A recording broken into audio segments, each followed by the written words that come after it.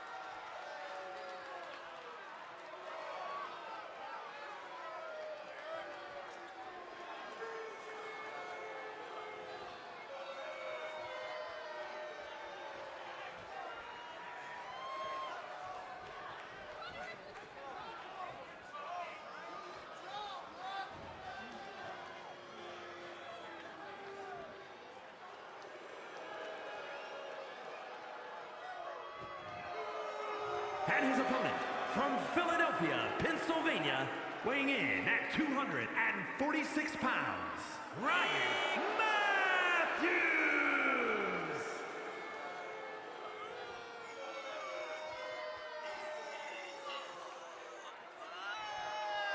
It'll be over soon. Don't worry.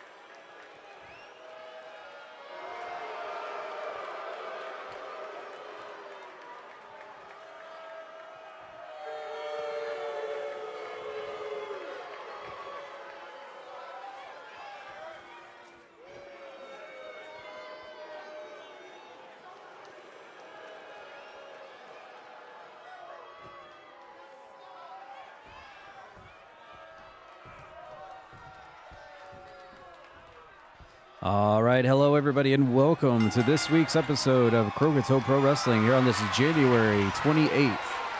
And since it is the last Tuesday of the month, it is time for our very special pay-per-view, or PLE, however you want to call it, of the month, and that is the Croaki Cabaret.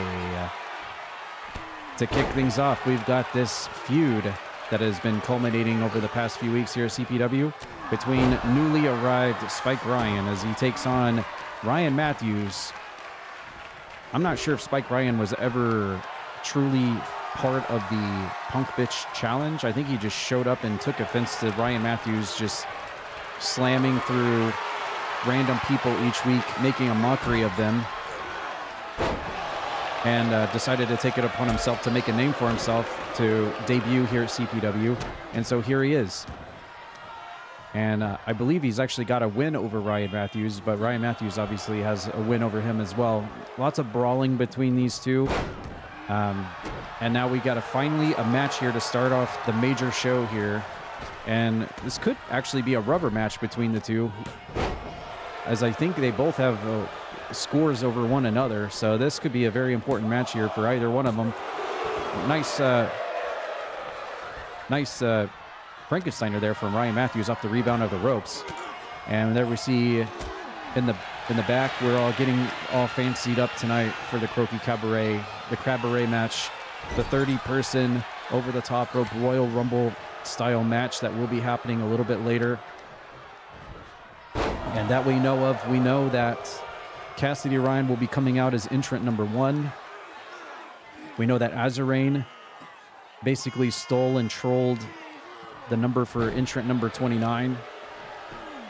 And Signified will be coming out as entrant number 30, but we don't know anybody else that's a part of the match. And that's going to be real interesting to see, considering that men and women are both going to be coming out in the same match, all going for a shot at Grimm's World Heavyweight Championship coming up in March at the big one, the main event of the big one. I guess you could say it would be the big one of the big one for Grimm's World Heavyweight title, an opportunity. And for the first time, we go out onto the red carpet on the outside of the ring here at the Cabaret. By the way, we are live from Philadelphia, Ryan Matthews' hometown here. Ooh. And he gets the nice powerbomb combo into the side of the ring apron. On a night tonight where Roxas, yes, our good pal Roxas, could walk out with 2 title belts. Can you believe it? If he defeats Jimmy Zaz tonight in the finals of the Twitch.tv television title tournament, he could be the first ever CPW television, Twitch.tv television champion. And if he and Mr. Coke are able to survive the 4-team tag team title match later, that means Roxas will be the TV title champion and the tag team, one half of the tag champions with Coke on the final night where the Coke and Roxas contract, after midnight tonight, that contract can get shredded. Mr. Coke doesn't have to follow along around with Roxas anymore. His 1 month obligation to be his driver, his friend, his pen pal, his whatever, comes to a conclusion at midnight tonight.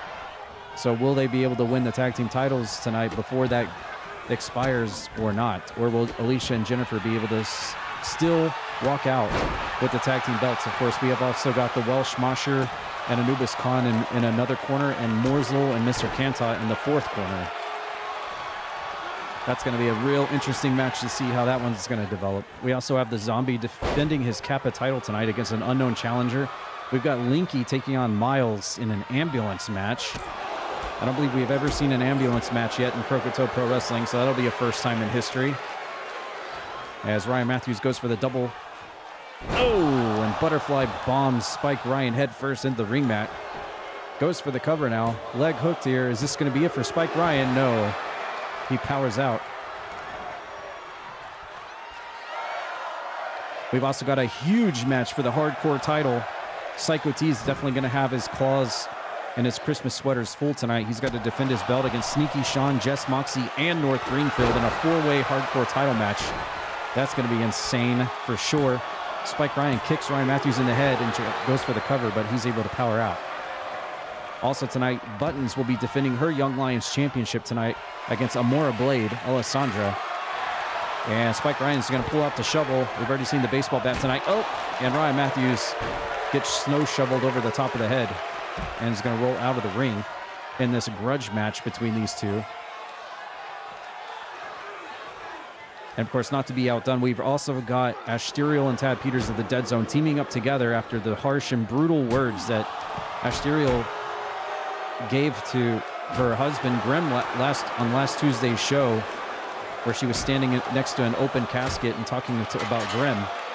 Grim's got to find a special tag team partner tonight out of someone in Croakitoad Pro Wrestling. I just wonder who he was able to pick, because it will be Grim and his mystery selected tag team partner going up against Asterial and Tad Peters tonight in a tag team tornado match. That's going to be insane. And I am hearing, and I am actually seeing this for myself. It's back there in the shadows, but there's seems to be some sort of spacecraft in the back left, hidden back there in the shadow. What is that all about? Some sort of like alien UFO in the background there. Back body drop by Spike Ryan, and almost gets it on Ryan Matthews. New World Order. Maybe it's the New World Order. Maybe they're going to come out in the spaceship later.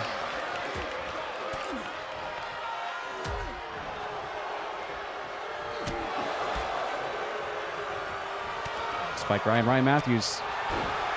Nothing fancy about these two guys, just brute force, harsh punches, stiff kicks, and weaponry galore. Here comes a hockey stick. And Spike Ryan is getting spiked by a hockey stick here by Ryan Matthews in his hometown of Philly. And you know the fans here in Philly love a good hardcore match. They're going to get a few of them tonight to substantiate their bloodthirst here in P-Town. A couple of stomps to the wrist by Spike Ryan. Two masked, really strange oddities here in CPW doing battle against one another. Spike Ryan with a powerbomb. Keeps it connected, goes for another one, and is going to go for a triple powerbomb.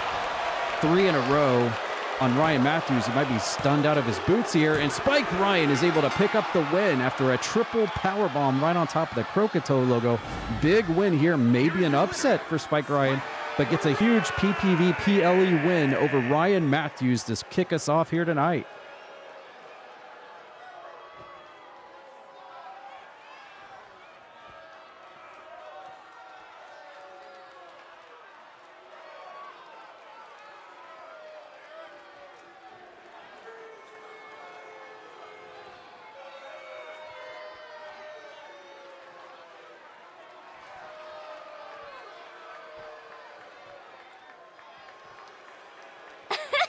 Gigi!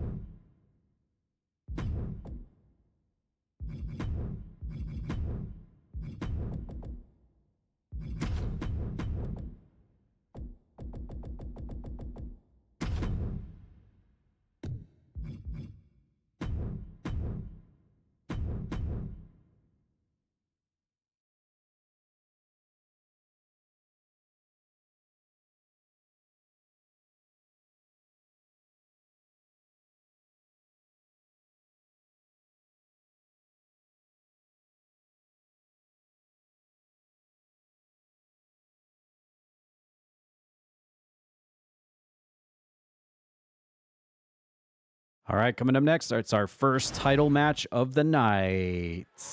Let's set the tone for the championship matches.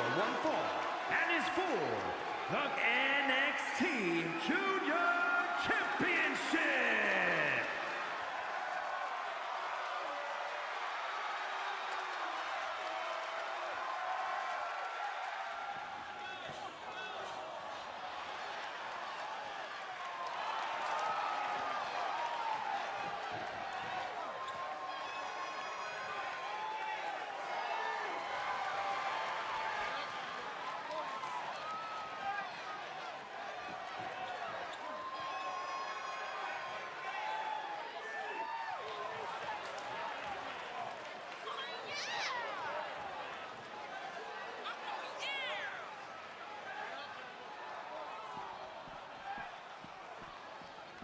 Now, wait a second here, Buttons.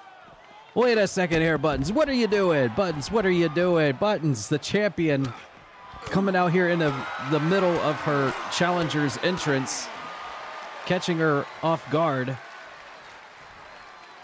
Oh, my goodness.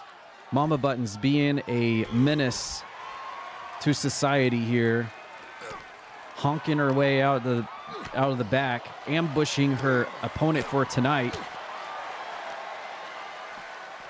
With her title belt on the line, the Young Lions Championship up for grabs here between Buttons and Alessandra, also known as Amora Blade, here in this one-on-one matchup, our first title match of the night.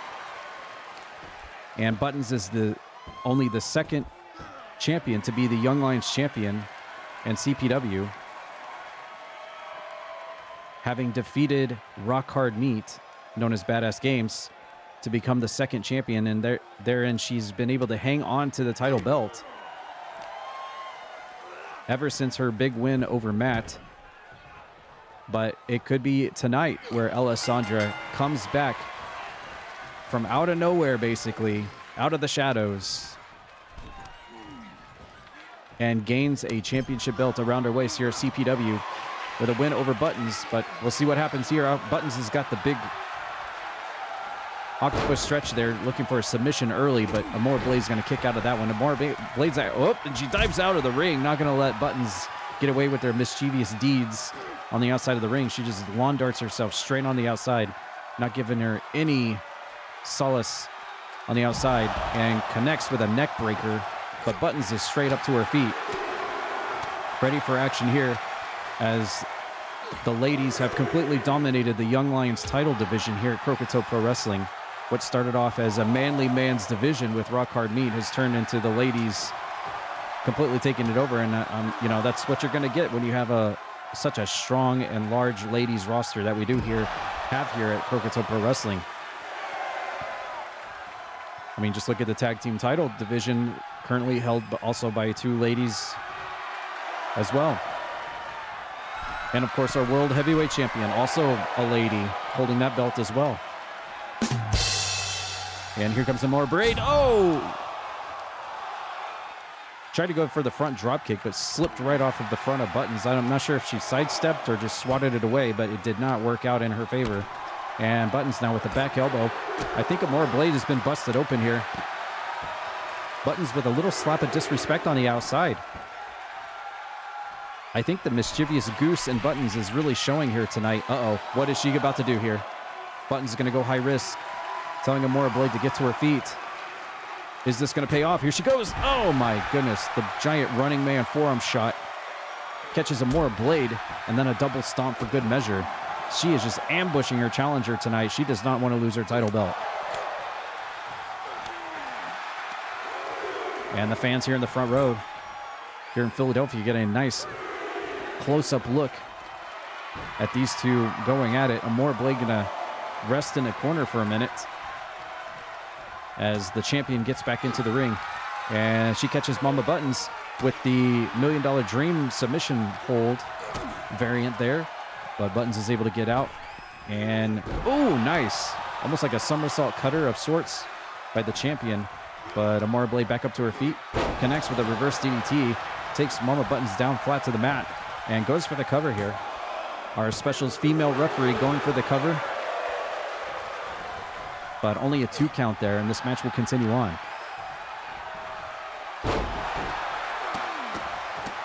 And our challenger tonight for the Young Lions title completely stomping away on Buttons here. Stomping her right on the button. And ducks under, spins her around, and hits her with another reverse DDT, driving Buttons' back of her head into the mat. And got the face cinched in there, but Buttons is able to get up to her feet. Couple of wind-up shots there, and yes, Amora Blade is actually busted open here, left temple, and Mama Buttons has got the wing clipper submission connected. She has won matches with this. This is one of her patented moves, the wing clipper, and Amora Blade says, no, I'm not going to give up. I'm not going to tap out tonight, at least in this instance. Nice scoop slam there for Mama Buttons. The champion now seems to be back in control here of this matchup. Nothing fancy about that, just a simple slap across the face of the challenger. And now we got the tie-up. Mama Buttons now looking for an Alabama slam. That'll definitely jar your brain into the mat. Mama Buttons going up to the top again. Big top rope splash, but nobody's home on that one. And Buttons is going to slam herself right into the middle of the cabaret mat as Amora Blade trying to fight her way back and goes for the turnbuckle. nonsense here tonight. All right, already in our second match tonight, we got the steel buckle exposed. The Mora blade now set and ready with a finisher locked in here. Is it going to connect? And it looks like it's going to. Oh, nice sleeper hold slam by Amora Blade, taking the champion down to the mat, goes for the cover too, and Mama Button's almost 1 second away from losing her Young Lions title there. Very tough, highly contested matchup here, and we knew it was going to be. Amora Blade going to the top, gonna try to check out with some high risk here. Is it gonna pay off? No, side crossbody off the top, and Mama Button sidesteps out of the way. And she's got the leg, nice dragon screw by Buttons, keeping the leg contained and working on that left leg. And Mama Button's going for the acai moonsault and kind of misses it a little bit. I'm not sure who that hurt more on that exchange. Mama Button's now turning Amora Blade around and goes for the wing clipper submission again and has got her cinched in real nice and tight. And that's going to do it. Mama Buttons has retained again her Young Lions championship in a very tough matchup for the both of them. Buttons is still the champion. Champion Goose Lady.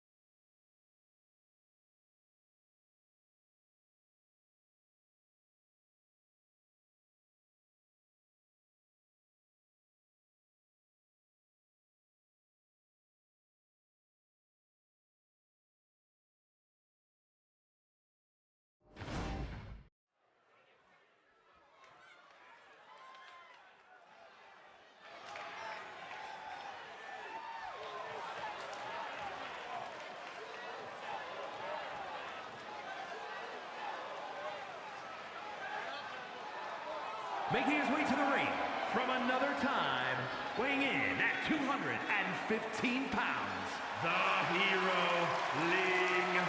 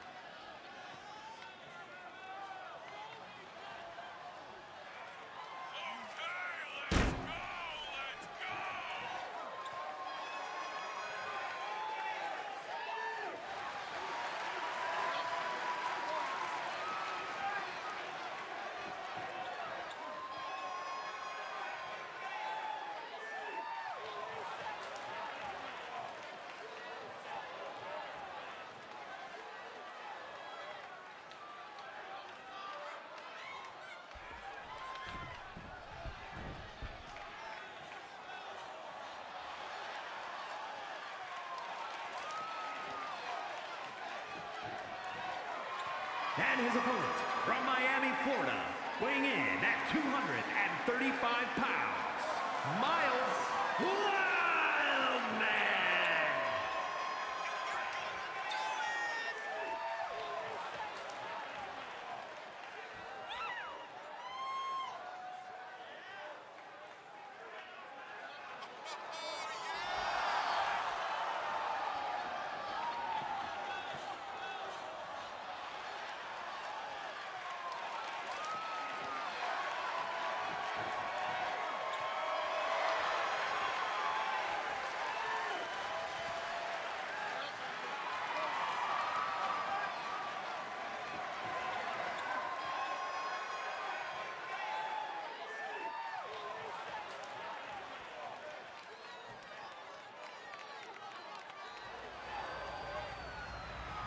The following contest is an ambulance match. Well, someone's going to... There are no pinfalls, submissions, disqualifications, or countouts. There you go. The only way to win is for a superstar to force their opponent into the ambulance by any means necessary. Yep. After closing both doors, the remaining superstar will be declared the winner. There you go. Now, And let the match begin! And we've got Comatrix sitting in the driver's seat of the ambulance, ready to take whoever gets stuffed into the back to emergency services pronto. And we know what this match is for. It's for Linky to stick Miles in the back of that ambulance so that he can get cured of the dead zone affliction. And look at Linky right out of the gate. As soon as the bell rang, throws Miles straight over to where the ambulance is. I've never seen an ambulance match yet in Croakitoad Pro Wrestling. This is a first time ever match between these two.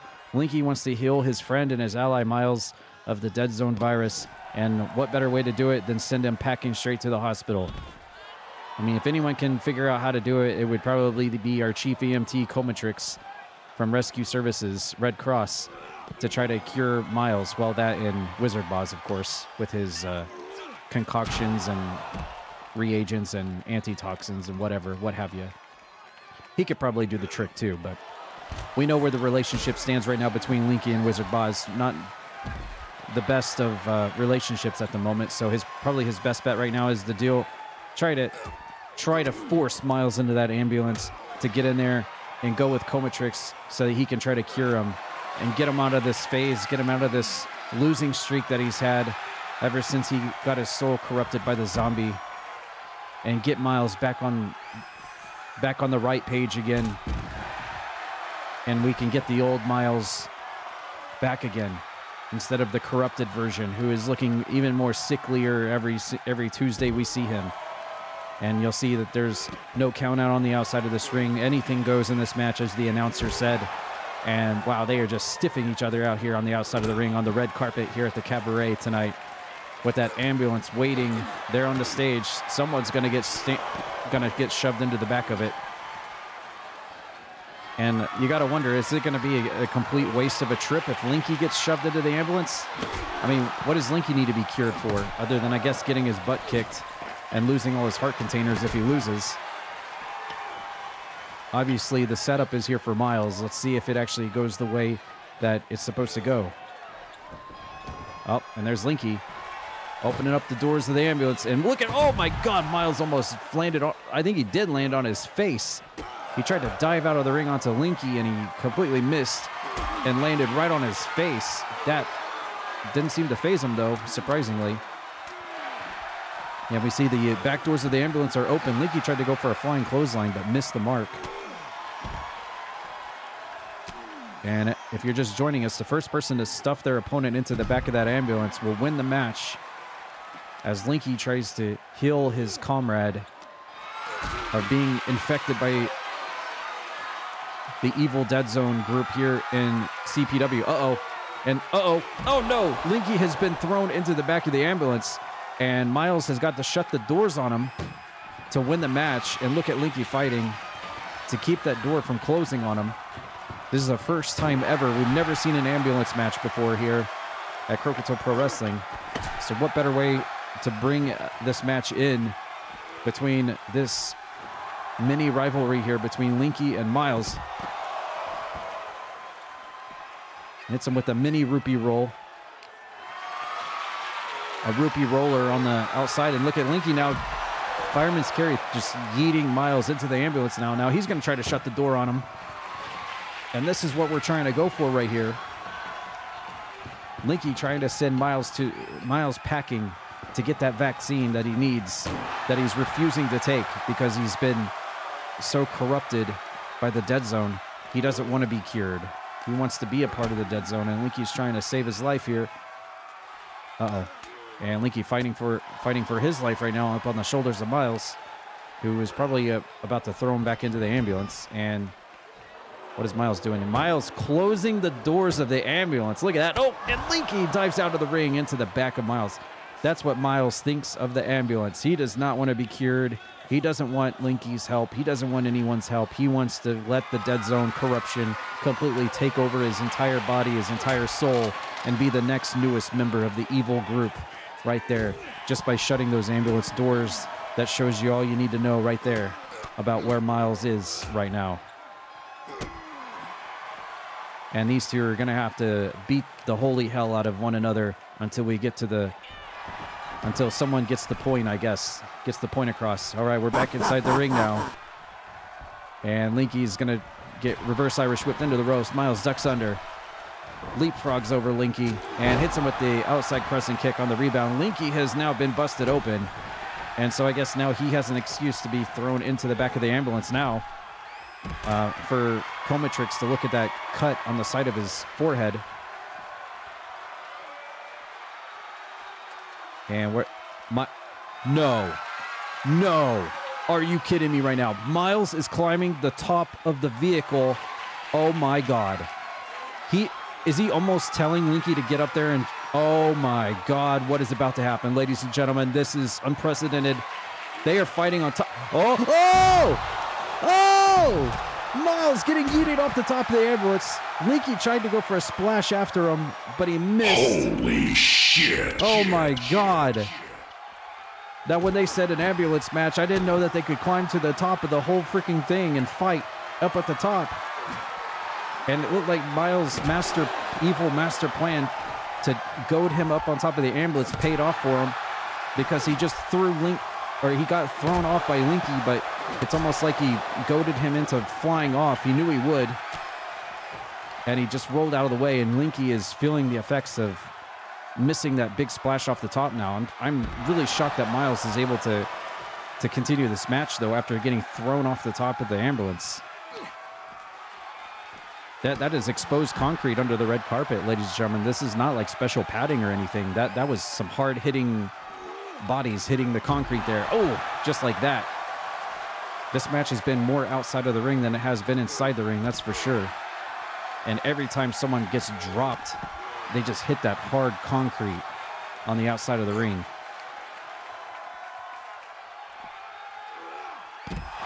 Ooh. Reverse suplex by Linky. And they are just beating the holy crap out of each other here.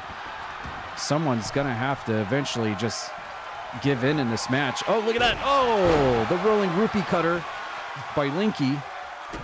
We've seen that move here recently. He's added that to his moveset, and it connects right on the mark that time on Miles, who didn't see it coming. And Linky thinks he might have him here. A bleeding Linky going for a weapon now. Gonna make... Oh, he's going for a shovel here. Oh, my God. Hits him right in the knee. Linky trying to go for some shovel shots here. Weapons are allowed in this match. Whatever it takes. Ooh, Michinoku driver by Miles, and then just stiffs Linky right in the face as soon as he gets up. Uh-oh, Miles has got the shovel now. Oh, my God. These two are just completely brutalizing one another. Oh, my God. How many more shots is he going to do? It looks like Miles says, I'm going to send you to the hospital. Miles opening the doors for business here on Linky, who is bleeding and just got hit with that shovel like 4 times. Ooh, enziguri by Miles. And he's got Linky up on the shoulders. See Linky trying to struggle out and fight for his life here. He squiggles out down the back and drops an elbow on Miles. A really good back and forth match. Oh, look at that. nice spinning kick. Connects into the side of Miles' head. And now Linky here. He's going to stiff him up. Oh, man. Just a sit-out power bomb on the outside. Linky had the momentum. Uh-oh. Ooh, flatliner into a submission. And, well, you can wear your opponent out with this thing, but you're not going to win with submission or pins in this thing. I guess that's a strategy employed by Miles to kind of wear Linky out, make him get his oxygen levels way down so that he can easily just throw him into the ambulance. And Miles is back on the attack again. The momentum has shifted once again here in the favor of Miles, but Linky is going to try to fight out before he gets thrown into the back of that ambulance and hauled off to God knows where. Coma's Emergency Services Area Center, no doubt. Oh, man, a huge boot into the face of Linky by Miles, who is just refusing to even think about getting... Oh, my God, Linky getting thrown into the back of the ambulance now. And this could be bad news for Linky here. And now all the Dead Zone member has to do now is shut the doors on Linky. And he is out of here. Uh-oh, that's one door down. Oh, no. Oh, no. Linky's got to fight for his life here. He can't let that door shut or it's over. Or Miles has prevailed tonight. No! No! The Dead Zone has won. Miles fires back with a win tonight. And Linky is going off to the hospital. Miles says, hell no. I want to stay in the Dead Zone.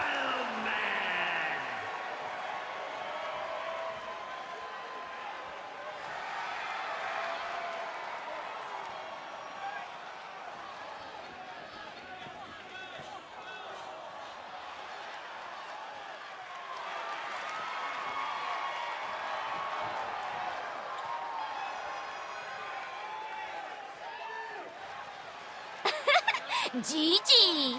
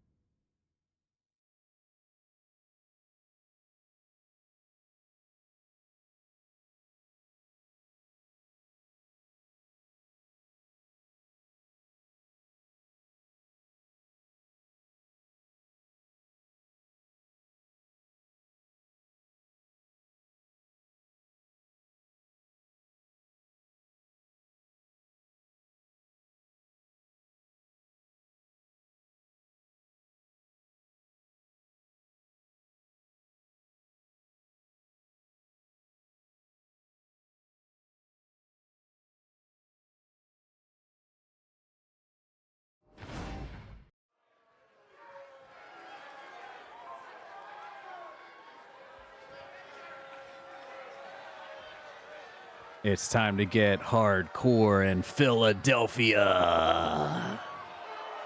The following contest is a fatal four-way Extreme Rules match and is for the Hardcore Championship. Introducing the challenger from Kansas City, Kansas, weighing in at 250 pounds, Jesse Max E. Hey, Christina, how are you? Welcome to Tuesday Night Wrestling.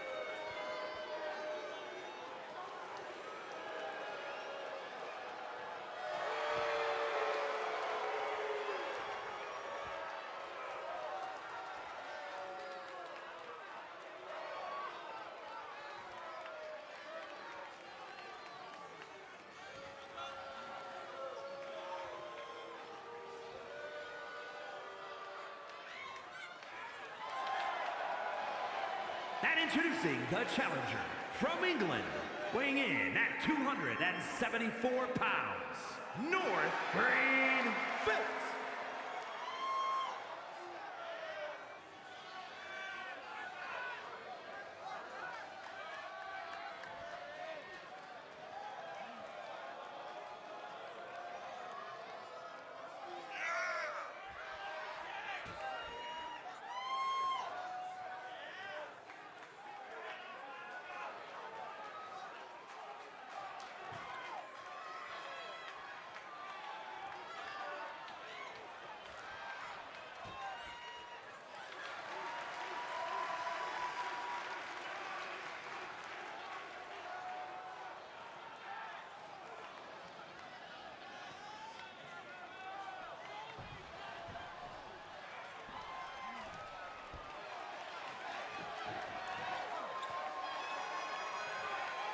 And introducing the challenger, representing the Assassins from Providence, Rhode Island, weighing in at 228 pounds, Sheik E. Sean.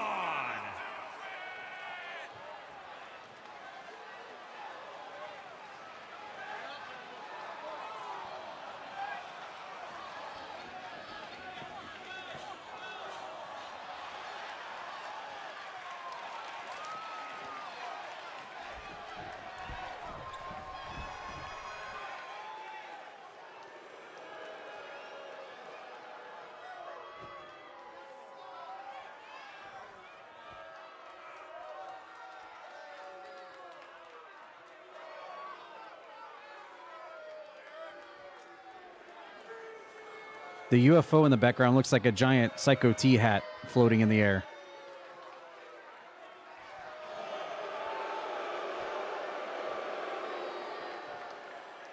And introducing the champion from every man's nightmare, weighing in at 240 pounds, the hardcore champion, Psycho T.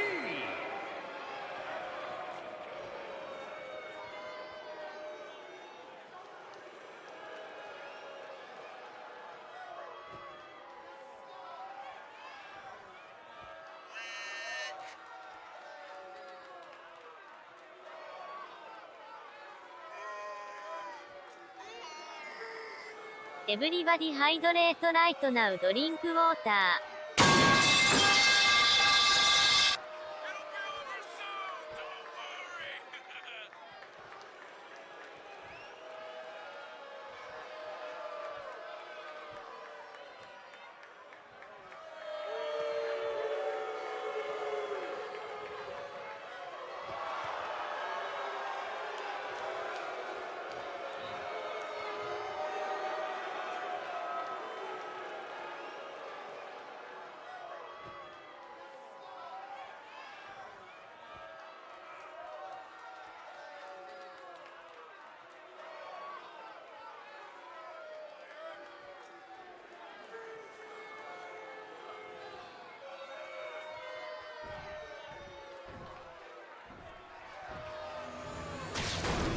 Oh yeah, there it is. The biggest, bloodiest title in CPW. Up for grabs right here.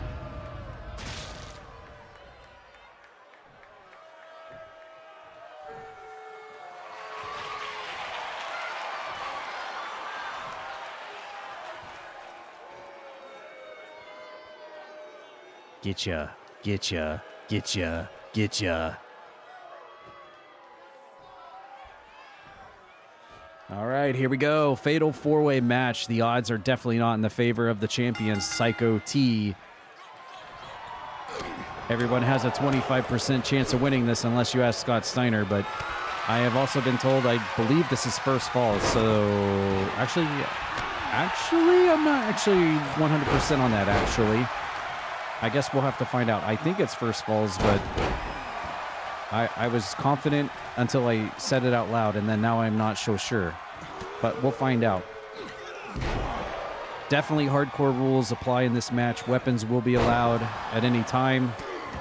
And all four of these guys are going in it for the belt. Whoever is the last man standing will walk out with the title belt. And what makes it... Oh, okay, so North Greenfield trying to roll up sneaky there. Still early in the match, though, but I didn't notice anyone trying to break it up. Okay, and Psycho T wants to play a little guitar tonight, play a little music with his guitar. Because I'm going to stretch his ass like it's never been stretched before. All right, North Greenfield gets popped over there, and General Jess Moxley wants to pull out another guitar. Wait, is Jeff Jarrett going to be in the Royal Rumble later? What the heck's going on here? Listen up, slapnuts. We got two slapnuts showing up in the hardcore title match tonight. We got Sneaky and Psycho T inside the ring doing battle as Jess Moxley fights his old adversary, North Greenfield, on the outside. In this four-way match for the Hardcore Championship, our second title match of the night. Oh, and Jess Moxley just pops North Greenfield one with the guitar on the outside of the ring. It looks like falls are not count anywhere. The referee's not leaving the ring, so you have to pin or submit your opponent inside the ring, but you can go outside the ring for unlimited count and use weapons, it seems. And whether or not it's first falls or elimination has yet to be discovered, as Psycho T uses his claw to try to squeeze the brains of Sneaky T out of his mask. Jess Moxley gets yeeted on the outside of the ring. Sneaky T hits a quick DDT on the champion. And we just got brawls all over the place here at the Croaki Cabaret tonight.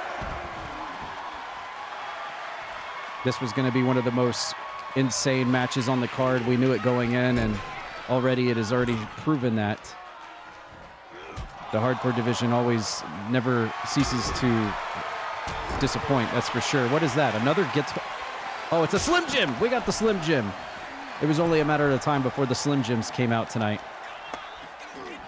And the Slim Jim has arrived. Ooh, yeah!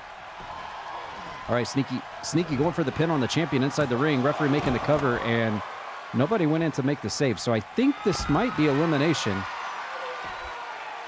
which is better for Psycho T, I feel. And Sneaky T with a backstabber. That's his patented finishing maneuver on the champion. Is that going to be it for Psycho T, though?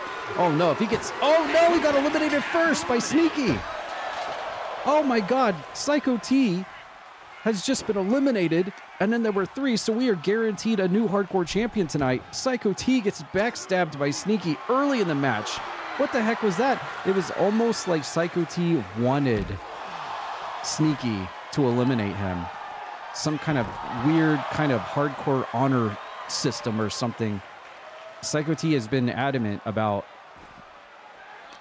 enjoying the fact that Sneaky has showed back up again. So maybe that was his pleasure in taking the pain and the punishment and even the title away from him to allow Sneaky to basically take his spot tonight. I mean, in some sort of sick, deranged, psychotic way.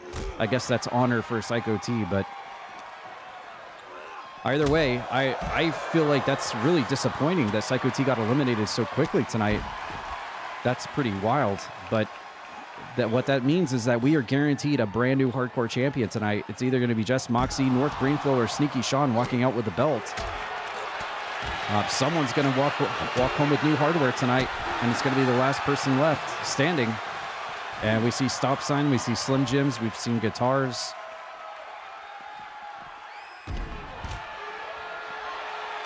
And you figure if Sneaky Sean actually walks out of this match completely winning the entire thing, you know Psycho T is going to definitely have a bone to pick with him about getting a shot.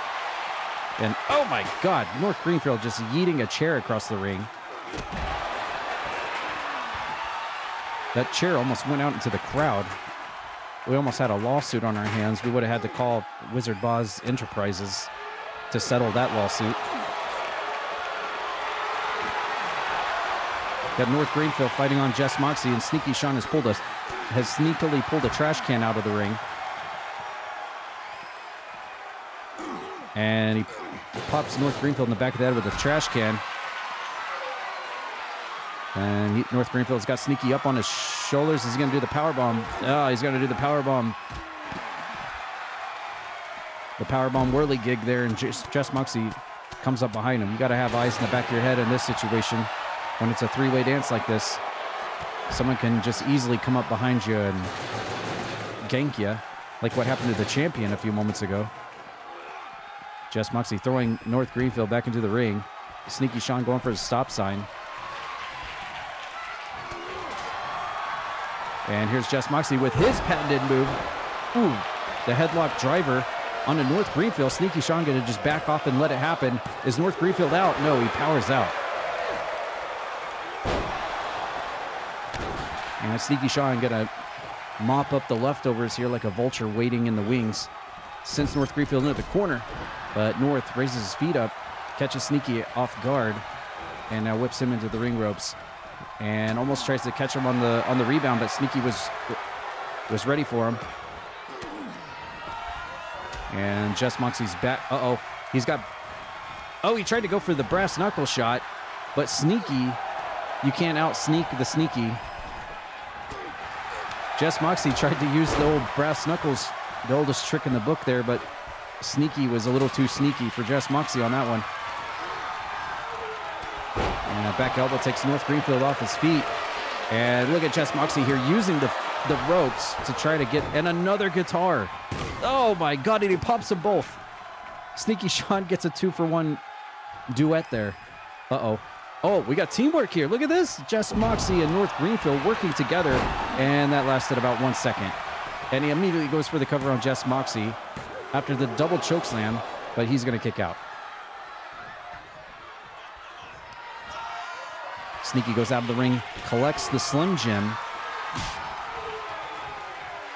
And we got Slim Jims. Did he just use the knucks again?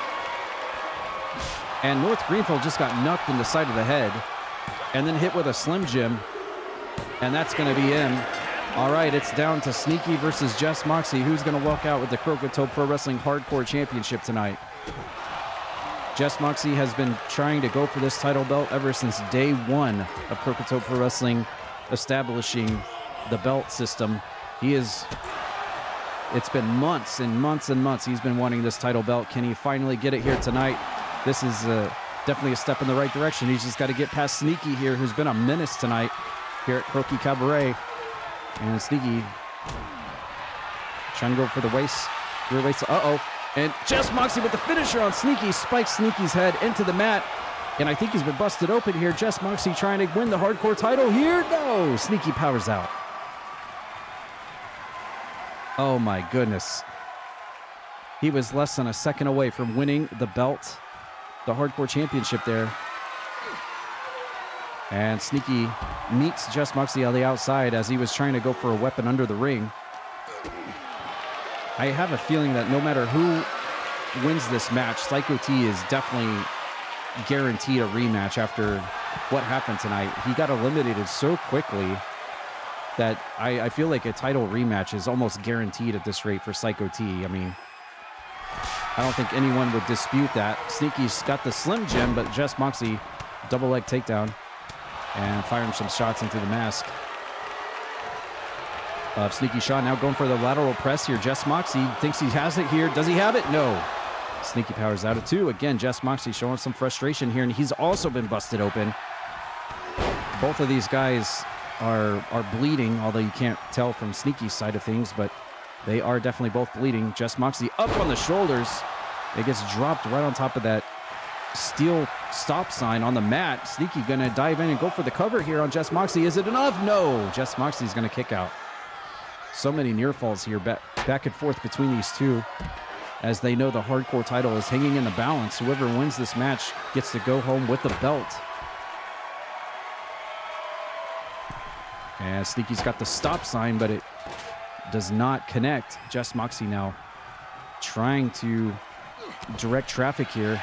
He's got Sneaky up against the ropes. Dazed and groggy here, sends him off. Ducks under, leapfrog, and catches him. Drop toe hold into the ring mat. And Sneaky slowly getting to his feet. Just Moxie sidesteps out of the way. A couple of jabs, a chop, a toe kick, and harsh elbows to the back of the skull. And look at Just Moxie with another one. And goes for the Slim Jim again. Snap into it. Misses. Come on, you're wasting time here. Misses. Connects. Uh-oh, tried to go for another one, but Sneaky caught him. All right, Just Moxie reverse. Irish whip into the short arm clothesline. And Sneaky with a shoulder block takes Just Moxie off his feet. And Sneaky now looks like he might be back in control here. Nice power slam by Sneaky right on dead center of the ring on the Croaki logo. Goes for the cover now with Just Moxie too, and Just Moxie kicks out. And look at Sneaky also a little perturbed that he didn't win there. Tries to go for the drop kick, but Just Moxie had it scouted. Uh-oh, he gets caught in the finisher. The headlock driver. This could be it. This could be it. Just Moxie could finally win the hardcore title right here. Is he going to put Sneaky away? He did it. He did it. Just Moxie, after months and months of trying for it, has just now finally won the CPW Hardcore Championship.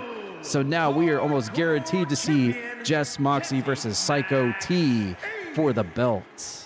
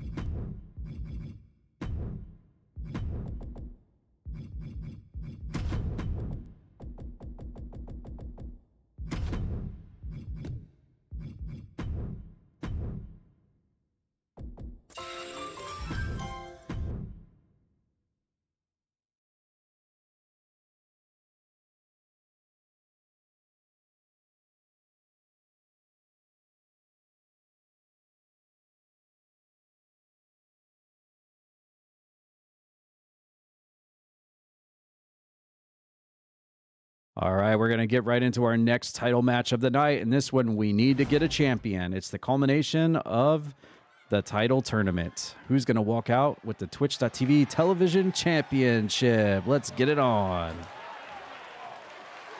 The following contest is scheduled for one fall and is for the television championship. Making his way to the ring, representing the good guys.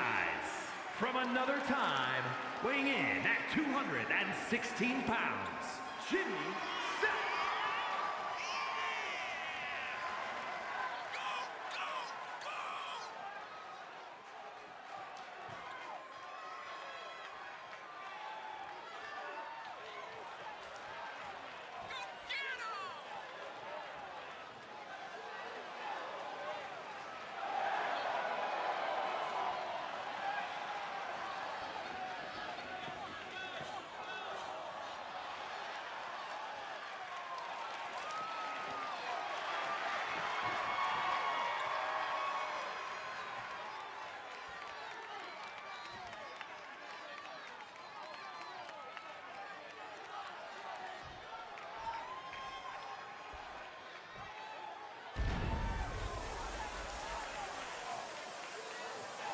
And his opponent, representing the Alliance, from Philadelphia, Pennsylvania, weighing in at 240 pounds, Rock Seth.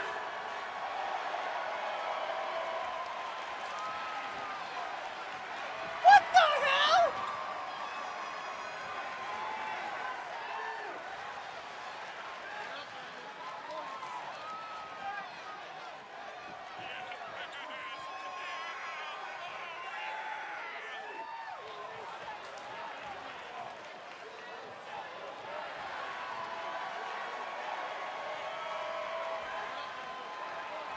I'm smart now.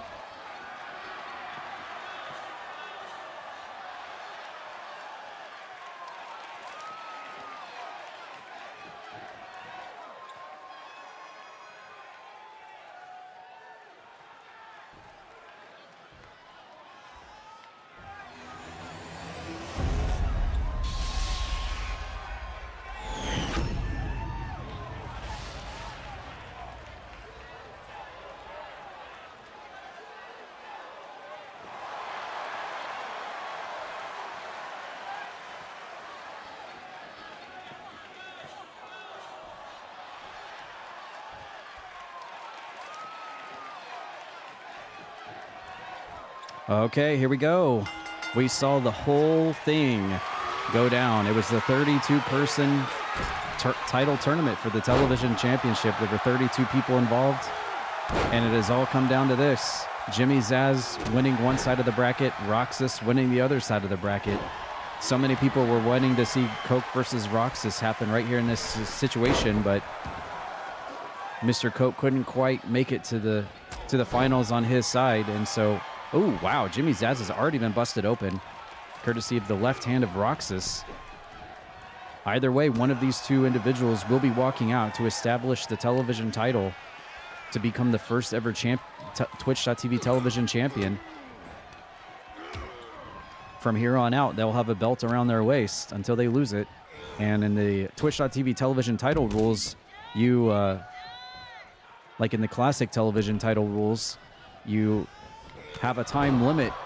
It doesn't apply in this match right here because we're establishing a champion, but from here on out, whenever the television champion will be defending his belt, there will be a time limit, and the challenger must defeat the champion before the time runs out, because if the time runs out, the champion will retain the belt.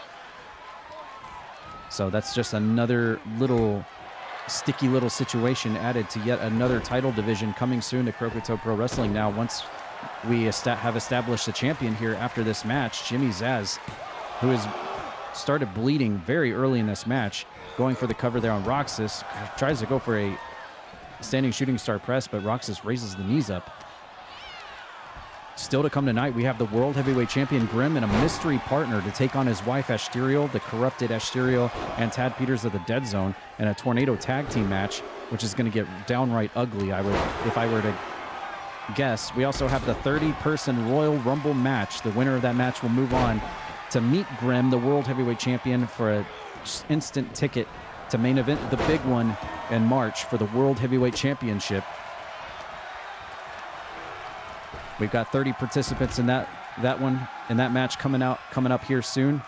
We do know that Cassidy Ryan will be entrant number 1 after losing to Portal Guy D last Tuesday. So he has the unfortunate position of number 1 in the Rumble match, whereas Signified has the fortunate number of number 30 in the Rumble match by winning that match against Cassidy Ryan. And then we also know that Azarain, with his thievery and his trickery and his mischievousness, stole the number 29 spot. So we know Azarain will be coming out at number 29, but anybody else, it's open game. We have no idea who's going to come out at number 2 through 28. It could literally be anyone coming out here later to win that match. And oh man, Roxas with a springboard into the ring onto Jimmy Zaz, and he lays our female referee out. There was a huge brawl on the outside of the ring there.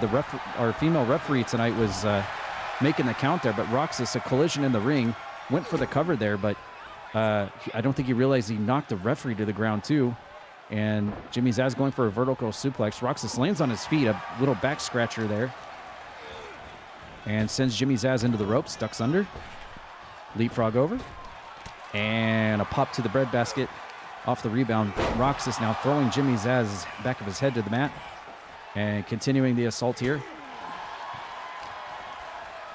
We also have the huge tag team title match. 4 teams are about to come out here soon to go battle it up for the CPW World Tag Team Championships. We've got Alicia and Jennifer, mother and daughter, who are the current tag team champions right now. The Unity will be defending against 3 hungry tag teams who want those belts, of which include Roxas right here, who will be competing in 2 matches tonight for 2 different titles and here in basically his home state.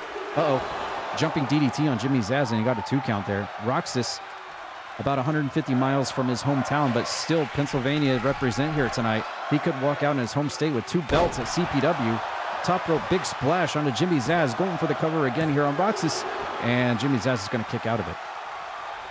That's if he and Mr. Coke can get along long enough to be able to coexist in that World Tag Team title match later. We know Mr. Coke's contract to Roxas runs out at midnight tonight, and therefore they are no longer having to be allies anymore due to that stipulation.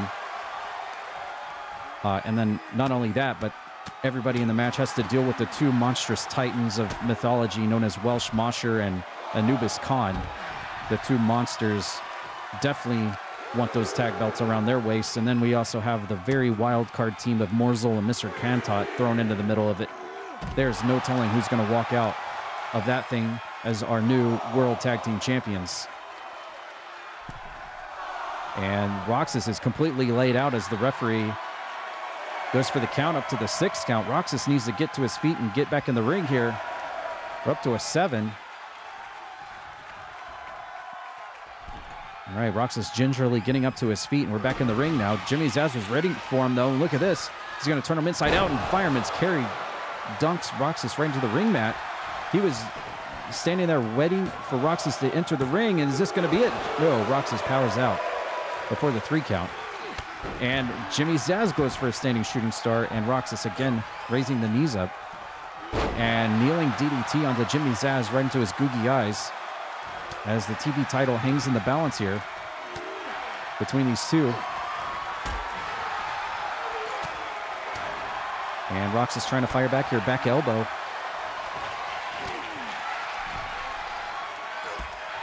Roxas leaning up against the ring ropes as Jimmy Zaz gets propelled out of the ring.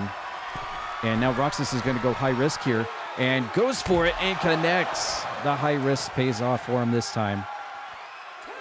A huge top rope splash to the outside and then follows up with another one onto Jimmy Zaz here, who's completely stunned at the moment. And we're once again back outside of the ring. I feel like these 2 guys were watching that hardcore title match earlier and got a little inspiration to just fight on the outside of the ring here rather than stay inside. We're up to a 6 count. Roxas maybe trying to employ some kind of cheat code strategy here to win by count out. We're up to an 8 count. Jimmy Zaz may use that strategy against him here. What's going to happen if we have a count? We're up to a 9. Roxas needs to get. What is he doing? Roxas does not enter the ring before the 10 count. What happens? Here is your winner. Does he win the belt? New television He won the belt. Champion. Roxas didn't get in the ring. Jimmy Zaz is the new television champion, the first ever television champion by countout. What?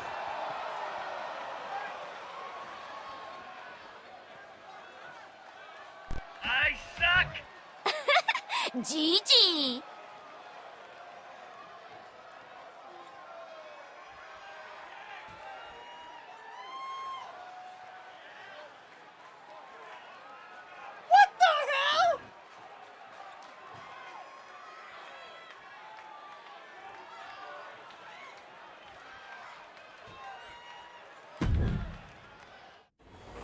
I'm sorry, my brain is just trying to brain right now that out of 32 people, Jimmy Zaz won the entire tournament. My brain is still trying to brain that.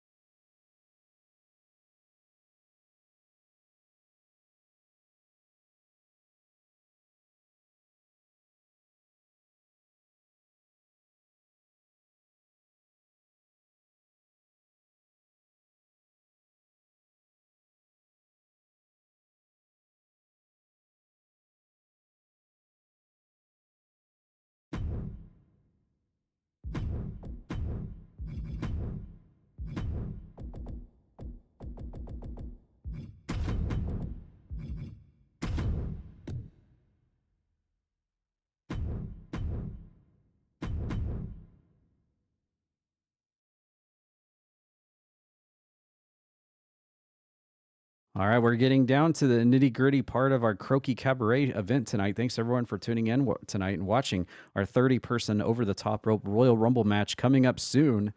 We still have a Tornado Tag match that involves the World Heavyweight Champion and a few more title matches, including this one right here. The following contest is scheduled for one fall and is for the Non-Stop Fighting Championship.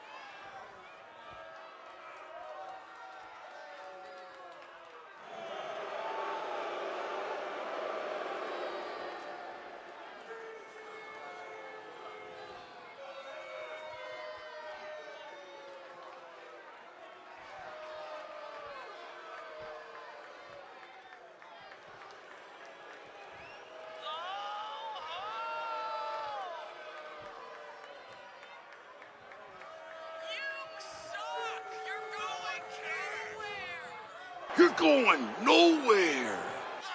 Oh, get out of here!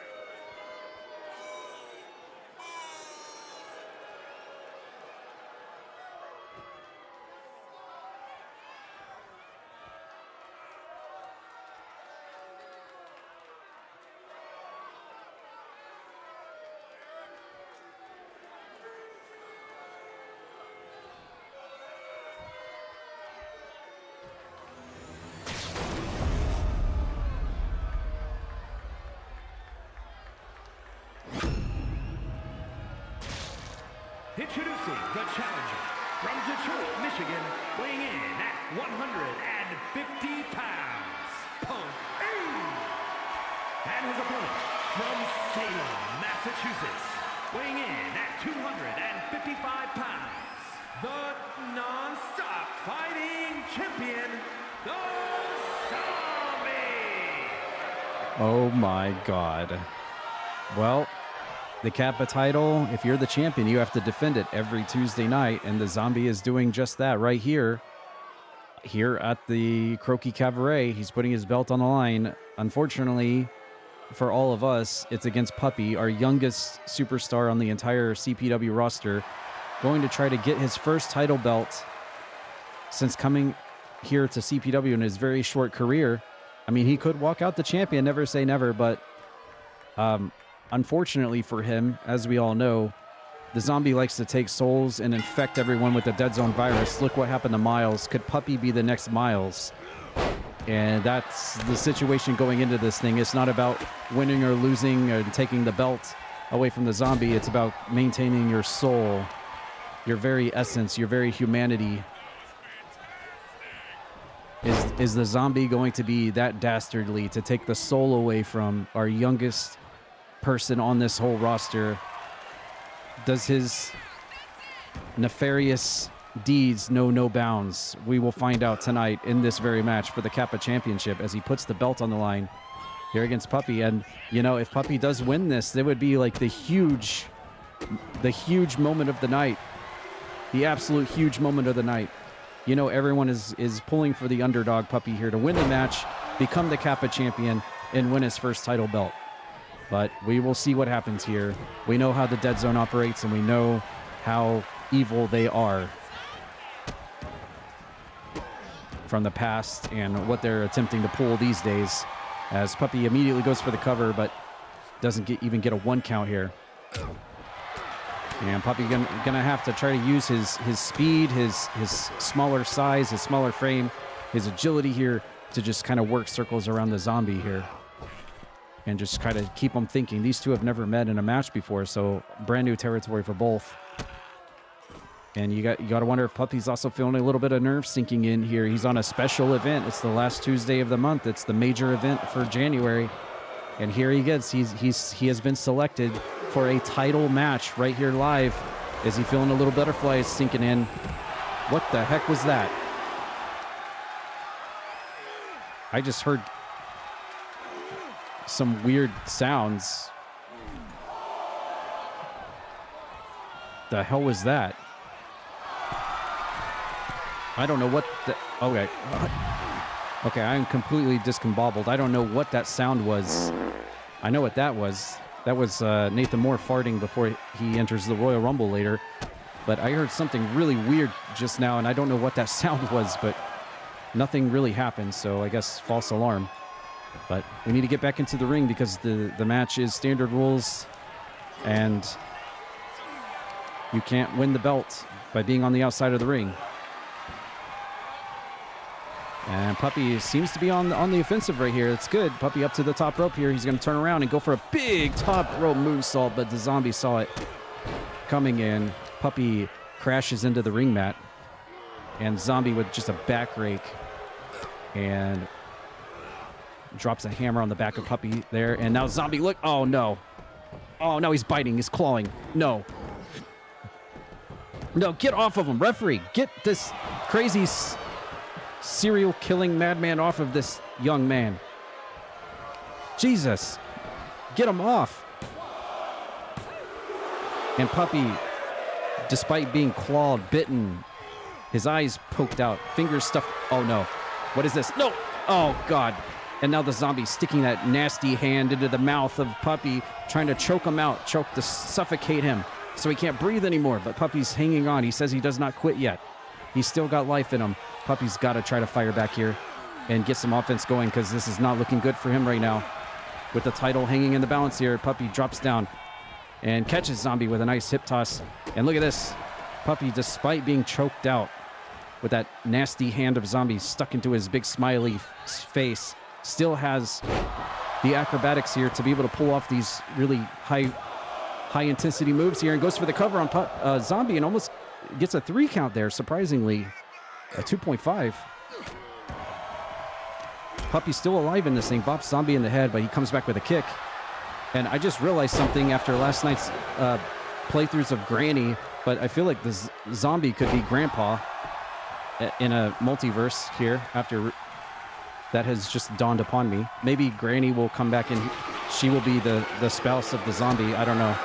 Maybe spoiler alert just now. But Zombie now pulling the hand back out and sticking it into Puppy's mouth. Come on, no. Oh, the referee says that's enough. You're going to choke this poor guy out. And the Zombie will retain his Kappa title, but at least Puppy gets to maintain his soul here tonight. The Zombie's still the Kappa champion here tonight. And someone get this fool off of him. The match is over. Get him off.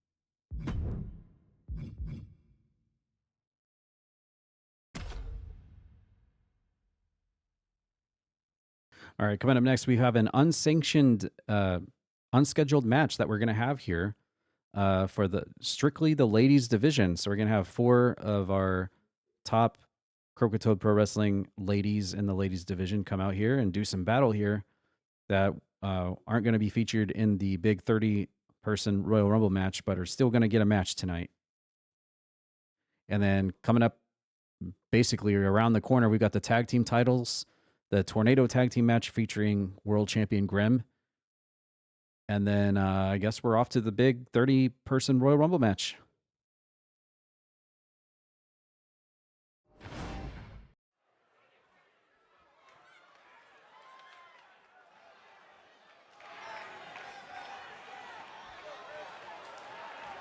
The following contest is an elimination match. Making her way to the ring from Yokohama, Japan, Kimberly Styles.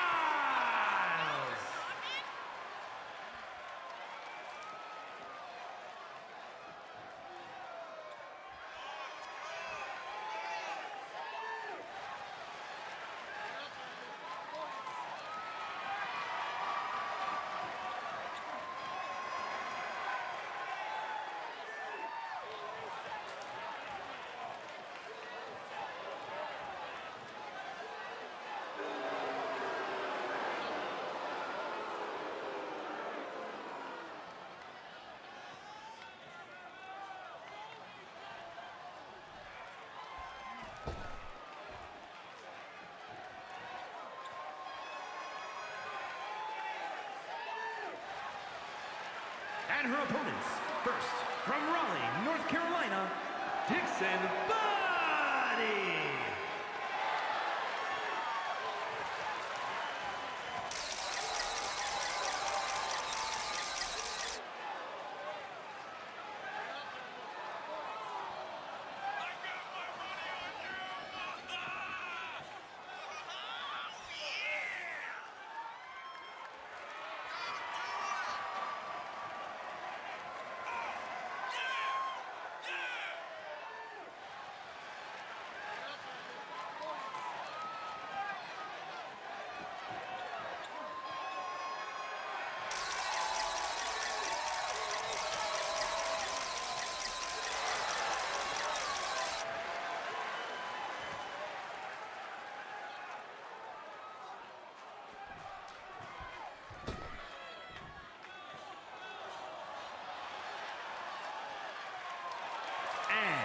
From Milwaukee, Wisconsin, Speedy Buddy B.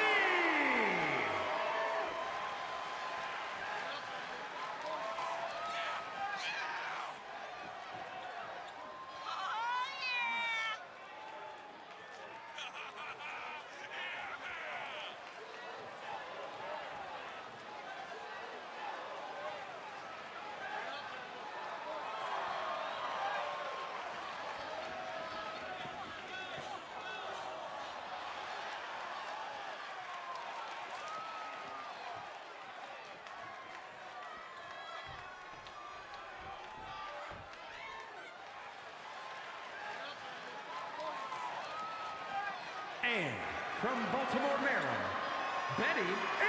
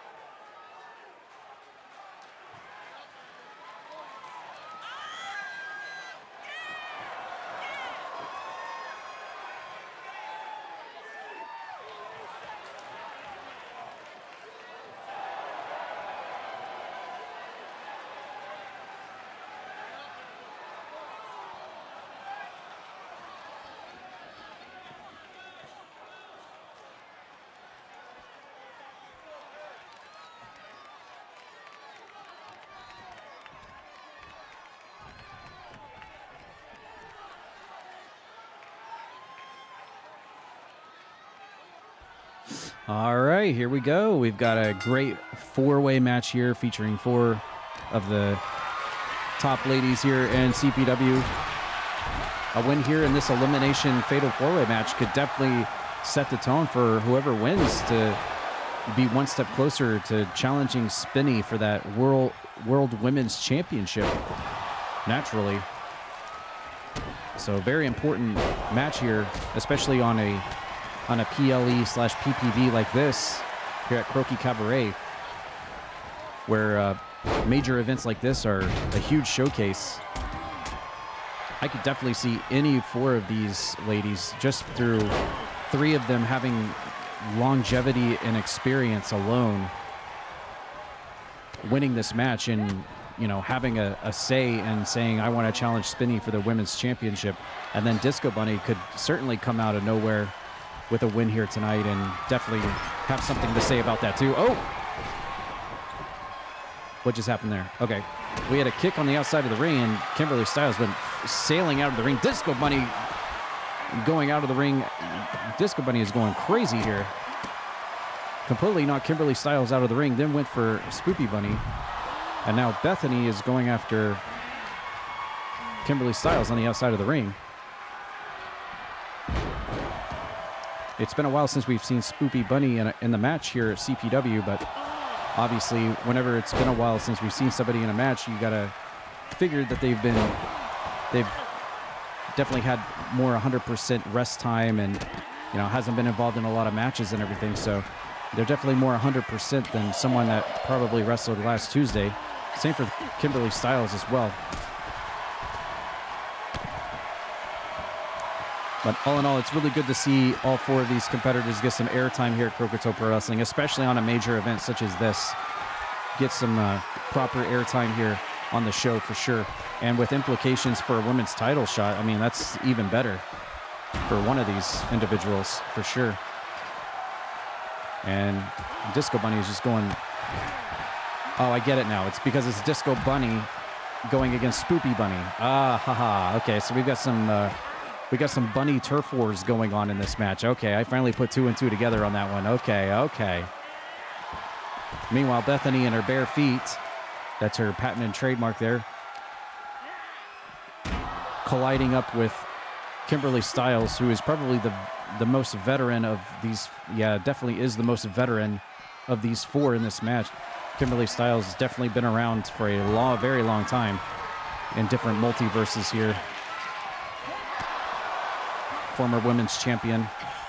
Kimberly Styles certainly knows her way around the ring. Just hasn't had a full opportunity to showcase that just yet.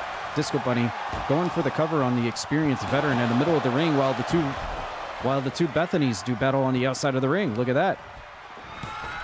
I seem to... Oh, wow, look at that. A reverse bunny Pele kick on Kimberly Styles on the inside of the ring. Was that enough to knock her off her game there? And it was. Look at that. Wow, that was a huge underdog upset elimination there by Disco Bunny in only probably about her 3rd or 4th match here at Croakitoad Pro Wrestling. She's able to eliminate the experienced veteran of Kimberly Styles as the first elimination in this match. And wait, are you... Okay, I've just been told because finally someone went for them under the ring, but apparently on top of this being a fatal 4-way elimination ladies match, apparently this is also being dubbed as a Super Bowl Sunday 4-way match because everything under the ring is just footballs.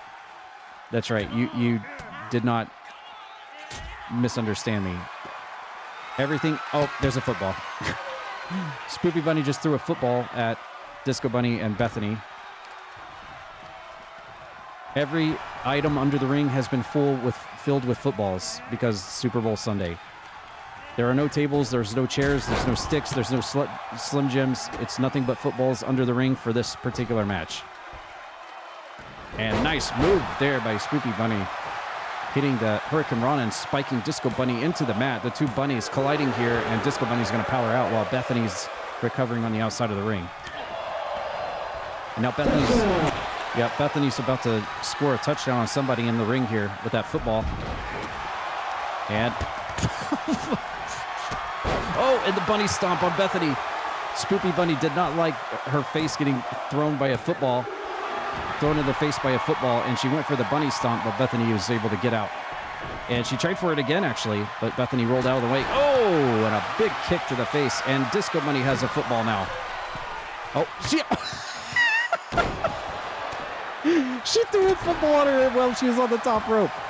She threw a football at her while she was on the top rope. Are you kidding me right now? Oh my God! If she would have fell off the top, I would have completely broke. I would have completely broke if she fell out of the ring. All right, Spoopy Bunny. Spoopy Bunny's got a pin on Disco Bunny. We've got 2 footballs in the ring, and they're probably going to start adding up real quick here. Bethany's dazed and confused on the outside of the ring here.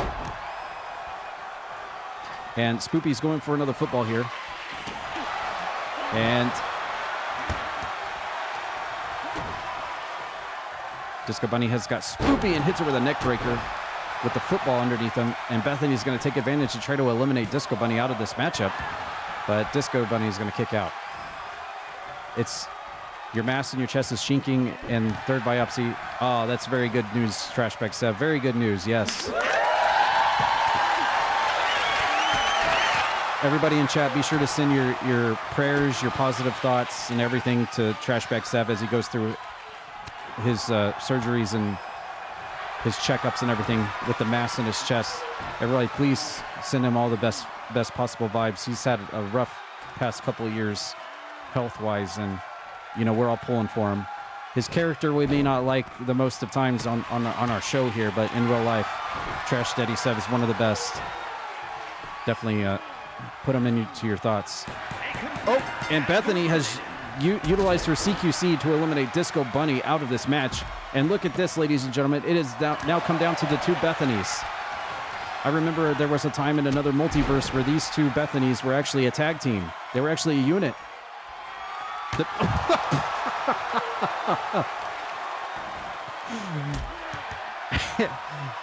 Oh man, that's so funny. I feel like next Tuesday. Wait, it's Sunday, right? So the next CPW is going to be after the Super Bowl, isn't it? Because Super Bowl is on Sunday, right? That's going to be such a shame. Oh. Wait, no, it's not. Is the next Tuesday before the Super Bowl? It's February 9th. Okay, so we have next Tuesday. Next Tuesday will be the Tuesday leading up to the Super Bowl, right? Okay, I have throw that in it. Oh God. I've got an idea for that. Someone remind me that what the date of the Super Bowl is on Discord, because next Tuesday is going to be something. I'm not going to give it away, but it's going to be something. All right, here's another football. This is 4 footballs we've seen now in this matchup. There are 4 footballs in the ring now. And here comes Bethany. CQC with the armbar. Twisting, contorting, trying to rip the arm out of the socket of Spoopy Bunny here. Look at Bethany here. Oh, look at that. Bethany picks up the win via submission.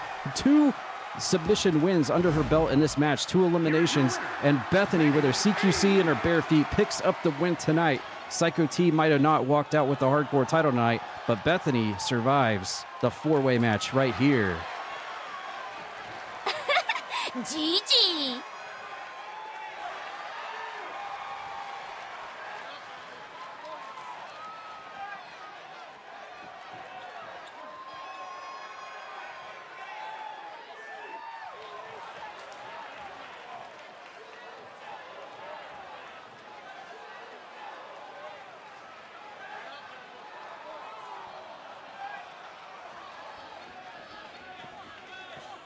And that was 4.5 stars. GG, Bethany.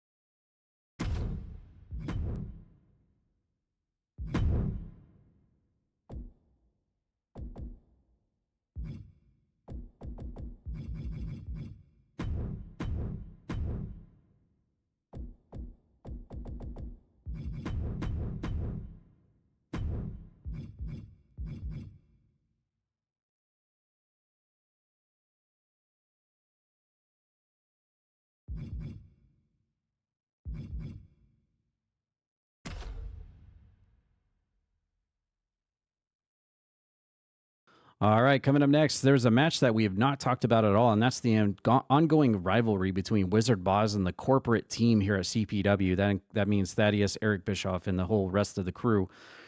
Wizardboz likes throwing fireballs into the corporate staff's faces, and they've taken offense to that. And Eric Bischoff tonight has promised a special challenger for Wizardboz tonight, and we're going to get to that right now.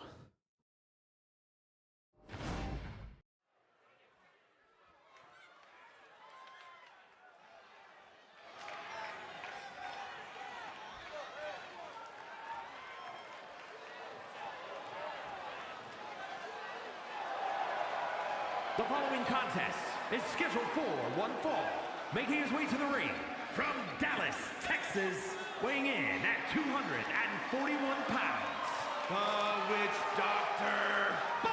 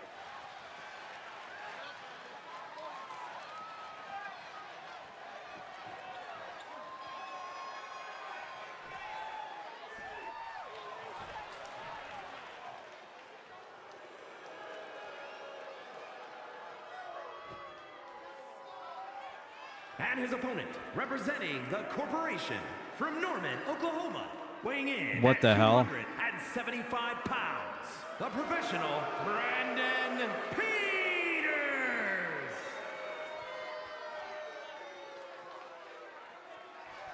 All right, let me explain something to you guys.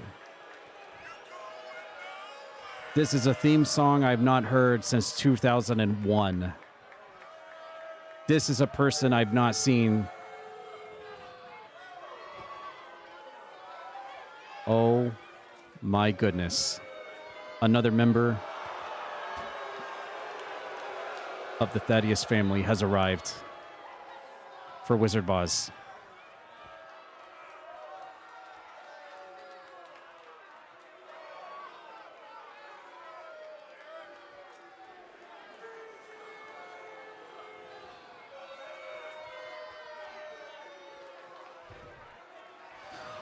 Okay, so let me explain something for those of you that are not aware of who this is.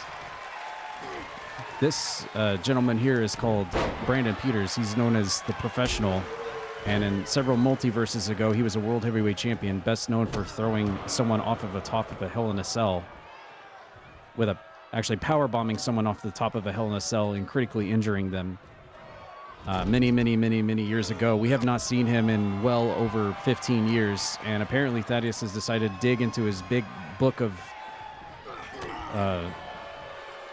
lost people that he could find to bring back here in 2025 to be another nuisance in the sight of Wizardboz tonight. A member of his family, Brandon Peters is actually blood related to the boss, Thaddeus, just like Tad Peters is. They're not brothers.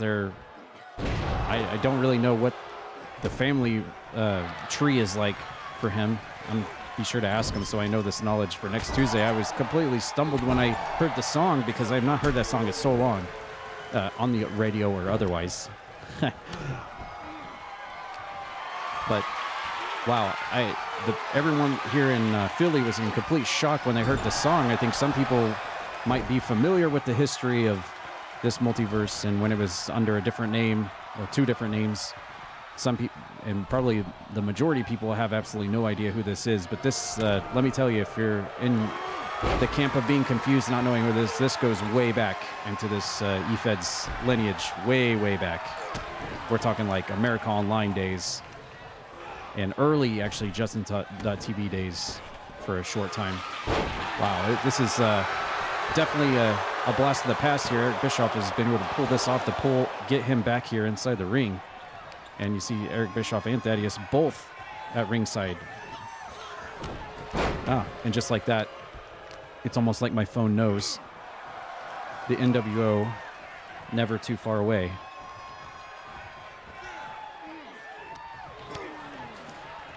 Regardless of all that and the shock factor and the confused factor and everything else, Wizardboz showing no signs of being too distracted or surprised by this choice here tonight. He knew probably going in that Bischoff was going to try to surprise him with some kind of trickery or tomfoolery, and that's exactly what he got. So Boz knew he was going to come out here and have a fight on his hands, and that's what he's doing right here. Ooh, big powerbomb from the Professional. That's his name. That's his moniker, the Professional. I think out of just people off the top of my head that I know, Brandon Peters is familiar with is definitely Nathan Moore. He's probably backstage blinking profusely at the fact that what he's seeing in the ring right here, which kind of always makes you wonder, like, are the gateways going to be open to other historical figures from the past showing up out of nowhere that a lot of the new age and current era have no idea who these people are, but they'll come back with a vengeance and retell their story to a whole new generation.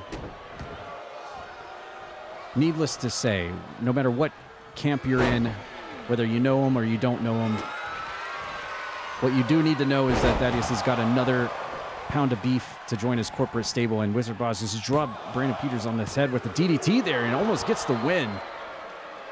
Wouldn't that be something?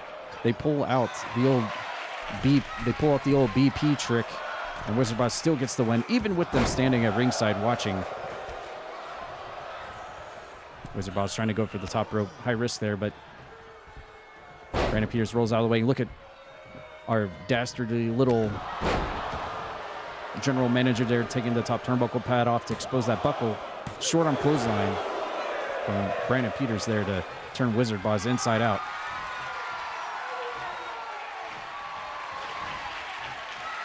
Ooh! That was one heck of a flatliner there. Emphasis on the inverted style of the flatliner, and oh, that's going to be enough. Wizardboz gets stuffed his beak first into the mat tonight.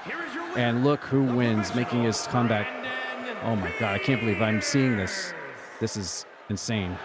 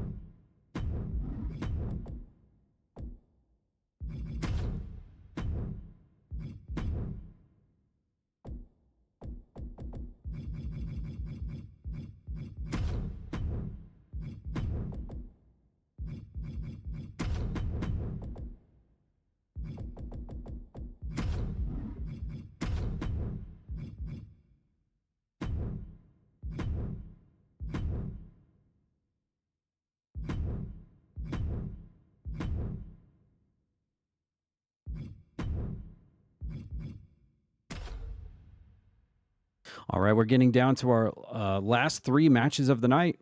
Thanks again, everyone, for tuning in and hanging out with me tonight for our last Tuesday of the month. Always the major show of the month, the last Tuesday for Croaki Cabaret. We've got the Tornado Tag Team match with Tad and Asterial taking on the world champion Grem and a special mystery partner.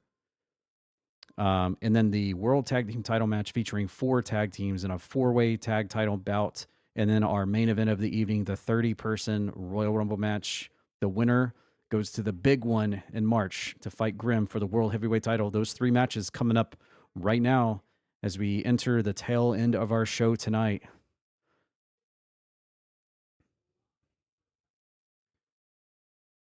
All right, we'll get that next match started in just a few moments.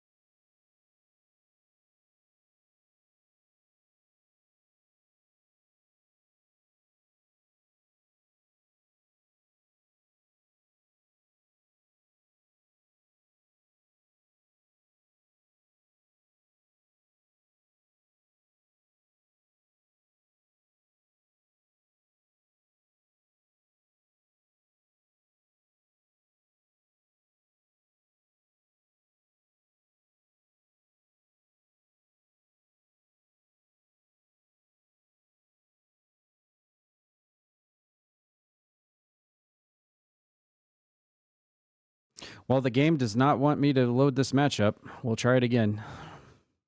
No, it's not the 30-man time. It's just being very obnoxious.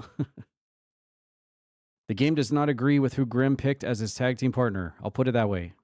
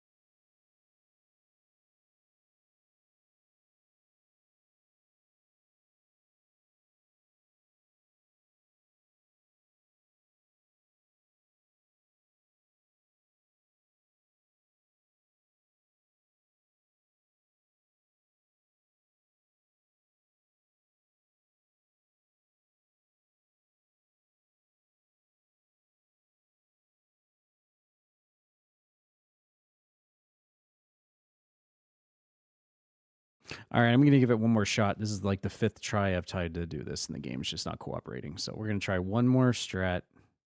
If it doesn't work, we may have to do this next Tuesday.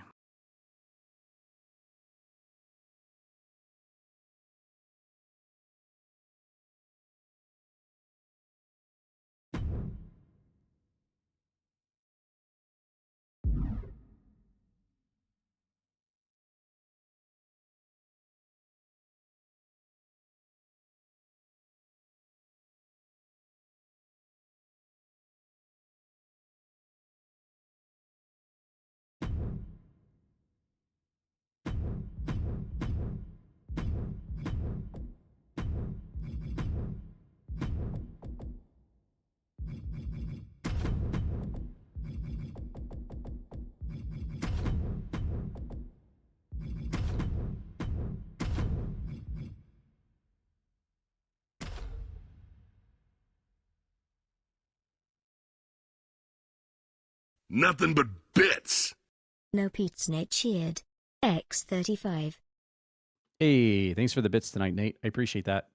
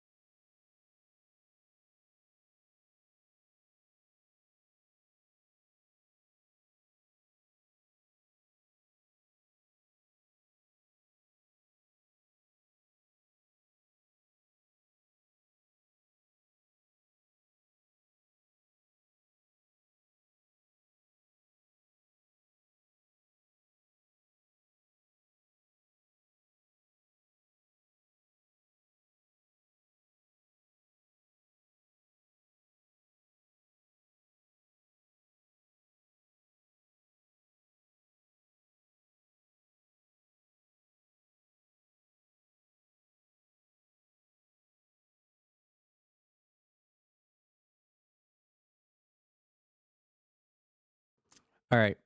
It crashed again. I'm going to give it one more try. If it doesn't work, we're just postponing this to Tuesday, unfortunately. So hopefully the rumors of that intergender stuff is actually going to be included in the game next time. That'd be really nice, because then I won't have to mess with this anymore. All right, we'll give it one more shot here.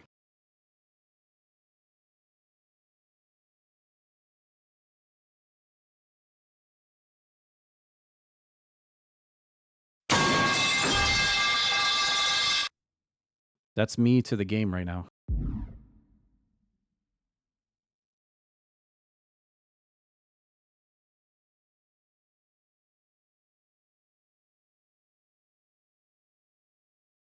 Everybody hydrate right now. Drink water.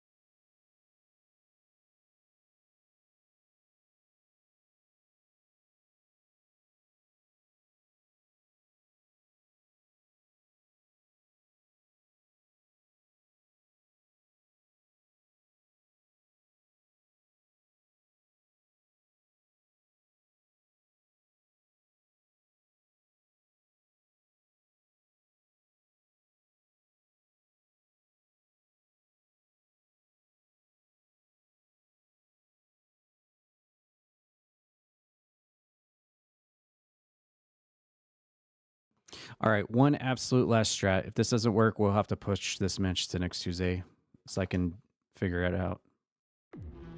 I don't want to give up on this match happening, but I got one last plan in mind. If not, we'll go straight to the tag match.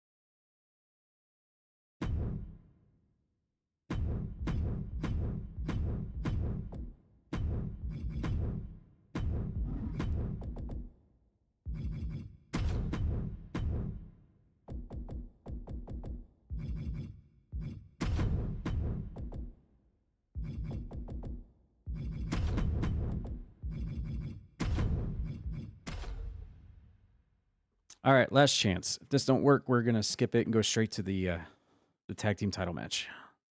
Let's hope it works.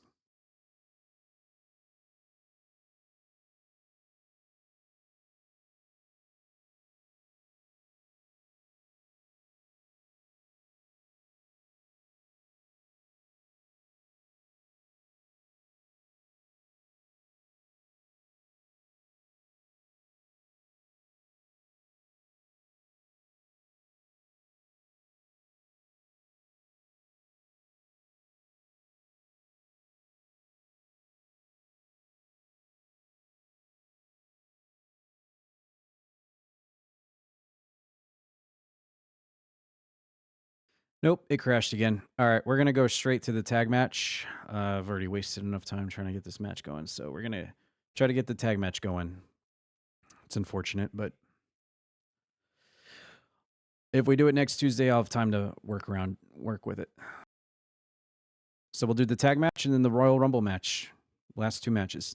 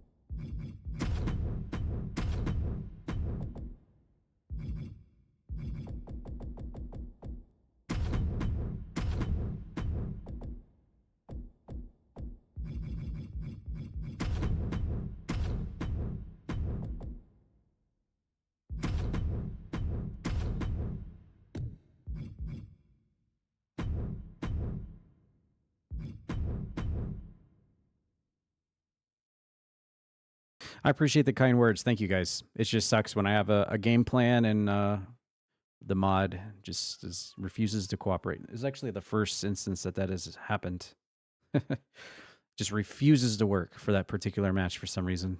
I think I know why, and I will have to test it when the new game comes out. Of course, if there's intergender matches in the new game, then I won't have to worry about it.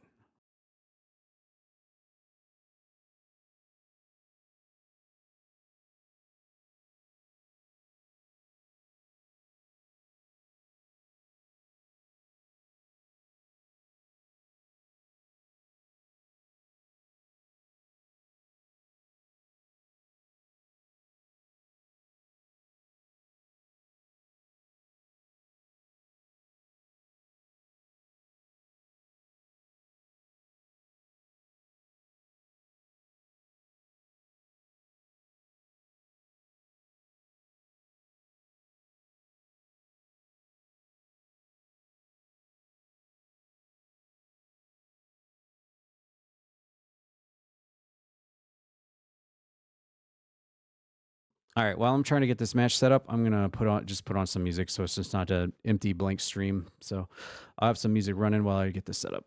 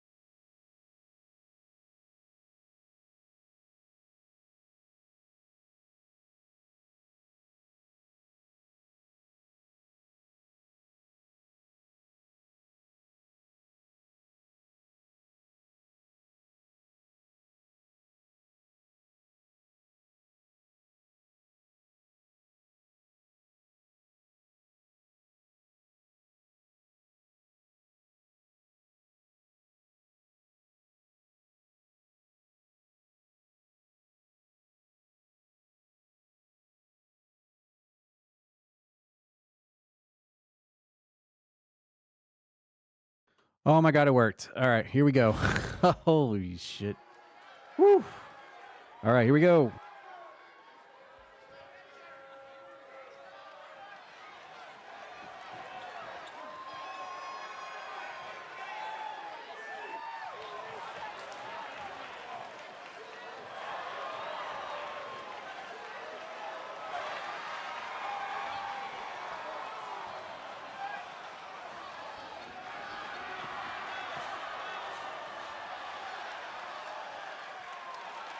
The following contest is a fatal four-way tag team match and is for the World Tag Team Championship.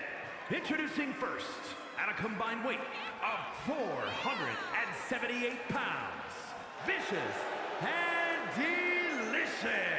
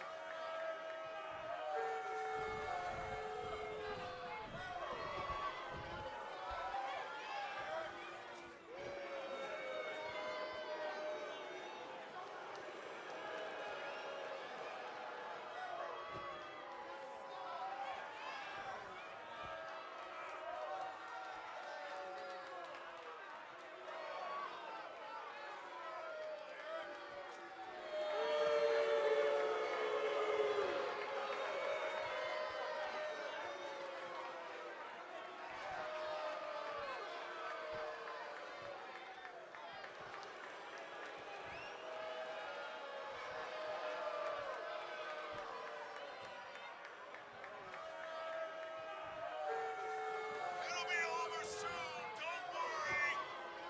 And their opponents, first at a combined weight of 639 pounds.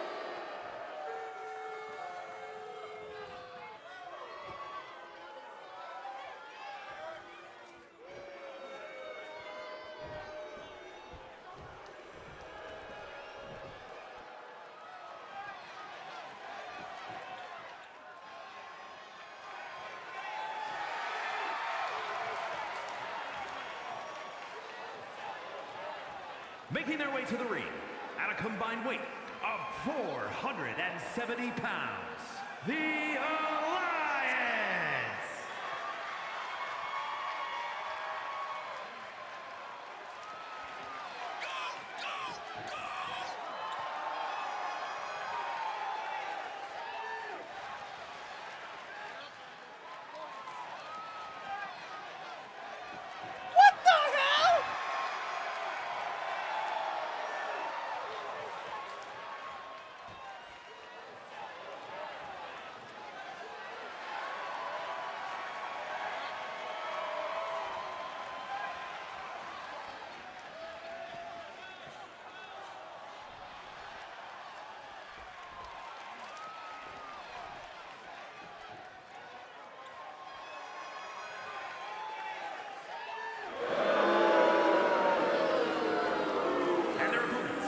Combined weight of 240 pounds, the World Tag Team Champions, the Gladiators.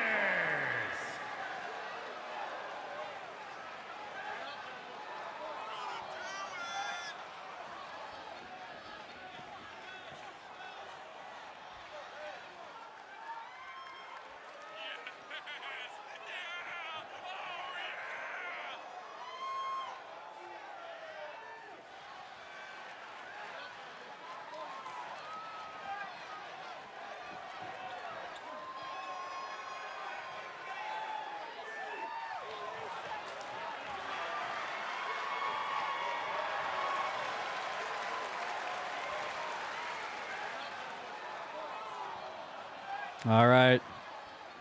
We have got a full ring right. Oh, my goodness. All right. Here we go. All right. As you can see, there are no tags in this match. It's every team for themselves. We've got 4 tag teams in this match. And I believe whoever picks up the first pin will get the win and become tag team champions. If it's Alicia and Jennifer, they'll walk out still the CPW World Tag Team Champions. And there you see our first pin. Mr. Cantot went for a pin there on one of the half of the champions. I believe that was Alicia. Kaboom. We've got bodies laying all over the place. This is going to be really hard to call the action on this one. Morzel's got Roxas up, and we know about their history. Anubis Khan completely gorilla presses Mr. Cantot out of the ring. And now Welsh Mosher going to throw Mr. Coke over the top rope. Anubis Khan going for a cover there on one of the half of the champions. There is action everywhere in this thing. It is definitely going to be hard for me to try to... Oh! Inverted Frankenstein by Morzel, and then Mr. Cantot. Oh, what is Welsh Mosher doing on the top rope? Oh, he tried to go for a top rope X handle on Morzel, but he missed. Look like Mr. Coke and Roxas collided on the outside of the ring up there. Morzel hits a lariat on Anubis Khan. As Morzel and Mr. Cantot are together, the only complete tag team in the ring right now on Welsh Mosher. And Morzel does a good job of sending Anubis Khan out, and now everybody's outside the ring. Can you believe it? We started with 8 people inside the ring going for the tag team titles, and now every single person is outside of the ring. And I think I saw a steel chair shot up there somewhere in the mass of humanity going on. And Morzel dives out of the ring, but I don't think he hit anybody. We've got Cantot and Welsh Mosher battling on the left side of the ring. Roxas has got Jennifer, I think. Can't tell from here. Welsh Mosher's got Morzel up. Uh-oh. Is he going to cram him into the barricade? Oh, Mr. Cantot saved his partner's life there on that one. Roxas splashing one half of the champs. Coke has got one half of the champs. Throws her into the ring. And he had an arb trap suplex there on Mr. Cantot, and then pops Anubis Khan. Coke now working on Welsh Mosher as Morzel and Alicia are in the ring, and she hits one of her patented maneuvers on Morzel, hits a standing shooting star press there. Mr. Coke's in the ring now with Morzel, and now both tag team champions are in the ring. While Anubis Khan and Roxas do battle, and then Mr. Cantot and Welsh Mosher. And there's a Canadian Destroyer by one half of the tag champs onto Morzel, and now Morzel's going to roll out of the ring.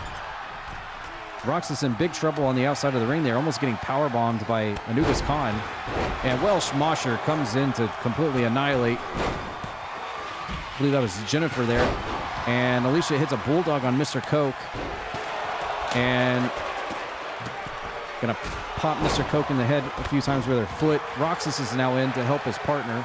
The unlikely alliance of Coke and Roxas here. As Morsel works on one half of the tag champs. Mr. Coke completely dazed on the outside next to Anubis Khan. There is so much going on in this matchup right now. There is just action everywhere. 4 teams going at it for the tag team titles of Croakitoad Pro Wrestling. Look at Coke and Roxas working together in the ring here against Alicia.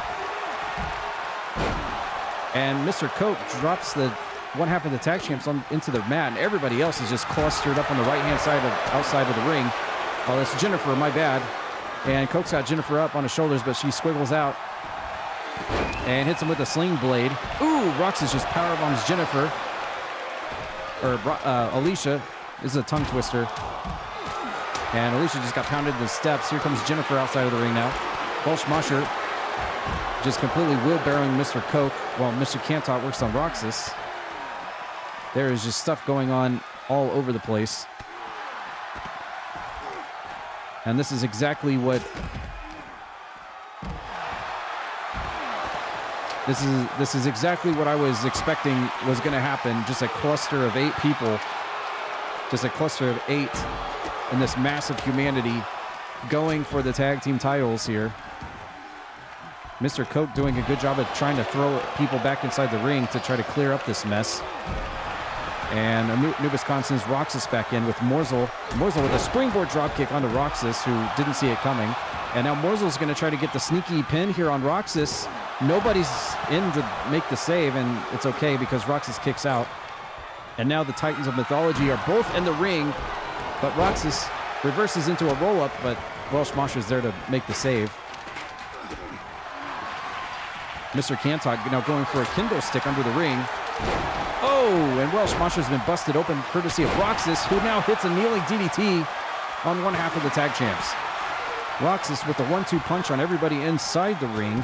And here comes the wheelbarrow slappy slaps to Anubis Khan. That's going to make that monster very, very mad at Roxas, but he's going to go quickly for the cover.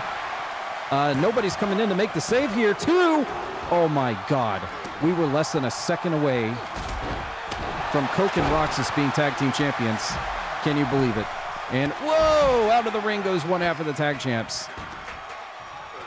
Step up over into the senton, and Welsh Mosher was going to try to go for the big punch,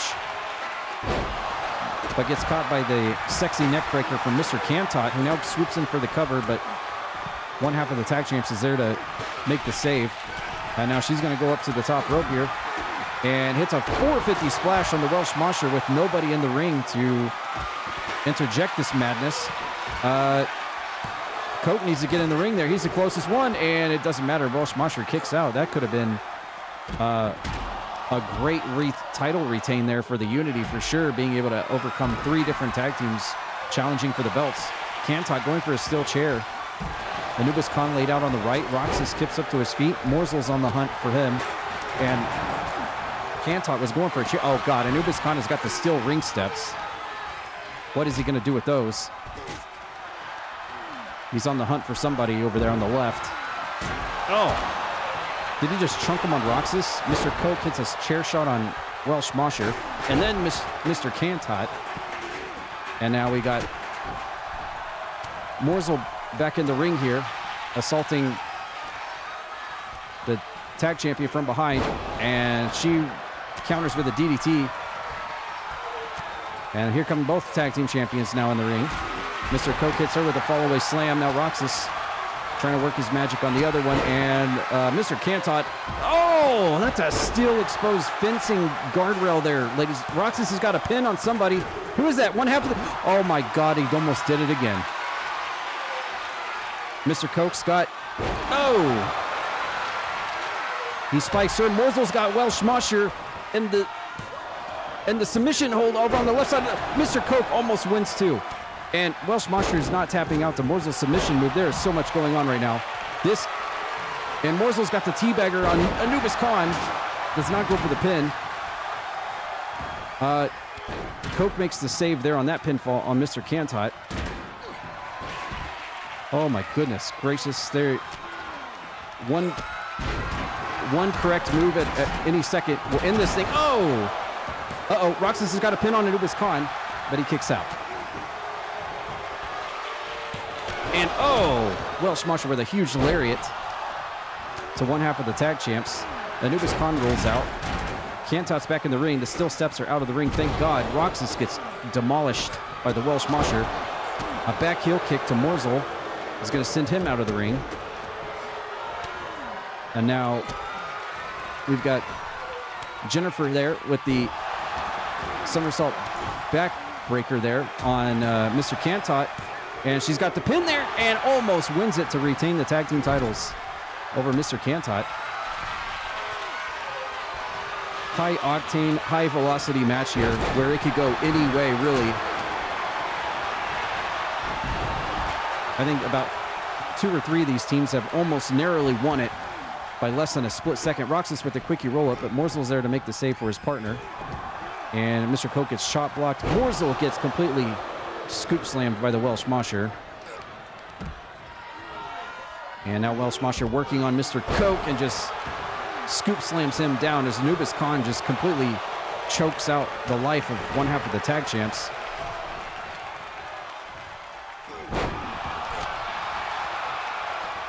And now everybody's in the ring except for the tag champs. That's not good. They have to stay in this thing. Welsh Mosher gets sent out of the ring and a sexy neckbreaker on Anubis Khan now by Mr. Cantot, who does not go for the cover. There was Roxas with a pin, but it was broken up by Morzel. And Cantot gets yeeted out of the ring. Coke goes for a cover, but it's broken off by the tag champions. And there's an Asai moonsault on Anubis Khan as Mr. Coke gets rolled out. Welsh Mosher leaves the ring. And now Morzel gets yeeted out by Roxas. And now Roxas is alone with the tag champions inside the ring. And there goes, oh my God, there went Alicia flying out of the ring again. Roxas is going to try to go high risk here on the tag champions, but mother and daughter are here inside the ring alone with Roxas. And look at Mr. Coke slinging Mr. Cantot around. Coke's got to get in there and help his partner. He's at 2-on-1 situation right now inside the ring. Roxas could be in a bad trouble here inside the ring. Everyone's too busy fighting each other outside, and Roxas finally rolls out. And the tag champions are alone in the ring, posing to the crowd here at Croaki Cabaret tonight. But Mr. Cantot breaks that off. He's in the ring now. And performs a snake eyes on one, but the other one's ready for him, clotheslines him off his feet. Everybody else is just too busy fighting amongst each other outside the ring to really get in the ring and really go for what we're here for tonight, and that's for the tag team titles. Coke does not make the save to Roxas, but it's not necessary. Another pin there, and Morzel makes the save for Mr. Cantot. Holy crap, man. This is going a million miles per hour here. Snap suplex from Cantot. DDT from Mr. Coke to Mosher. And Morzel's about to kick Roxas in the punch box. Mr. Cantot's got a pin on one half of the tag champs here in the middle of the ring, and he does it! I can't believe it! In the mass humanity, Mr. Cantot pins one half of the tag champions. I can't tell if that was Alicia or Jennifer, but Morzel and Mr. Cantot have done it. They are the new World Tag Team Champions. The sexy team has done it.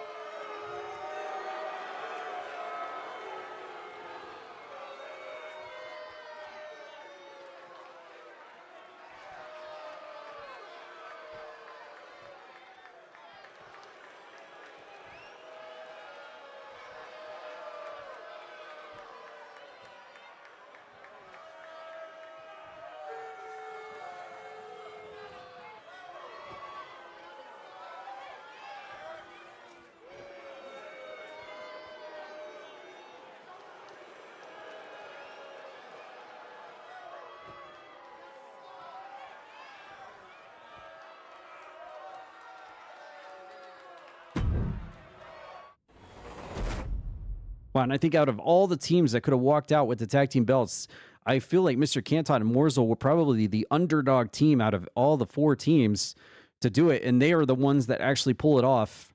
You can never look past the sneaky baby oil covered team of Mr. Canton and Morzel, as Morzel picks up his first title in CPW, and the same for Mr. Canton. What a match, man. I had so many tongue twisters going on.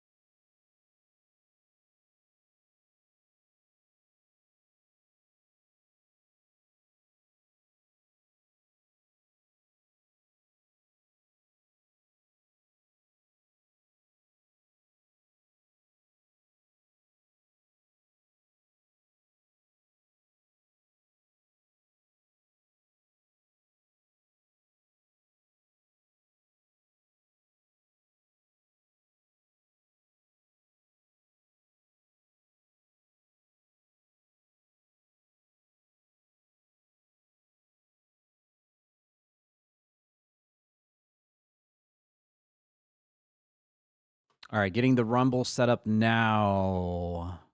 The big one. Who's going to win the big one to go to the big one for the big one?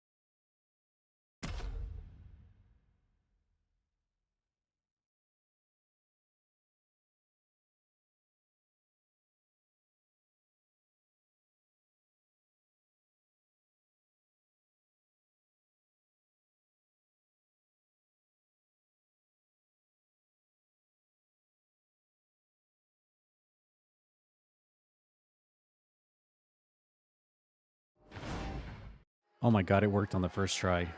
Holy shit. Here we go, guys. It's time. It's time, baby. We're doing it. It is time. It worked on the first try, dude. Oh my God. Let's go. Let's go. Get hype. Other superstars will join in the order they drew.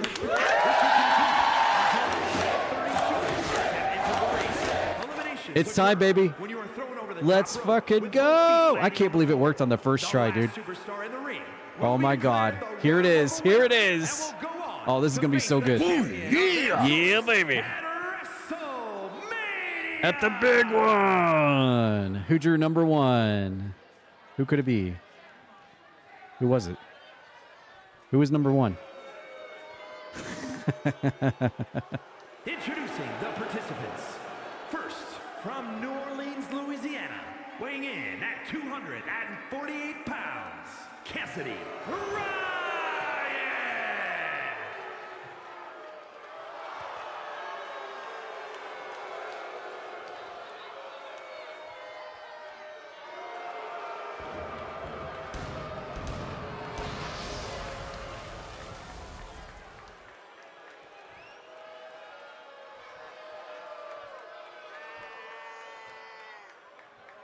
You're going nowhere.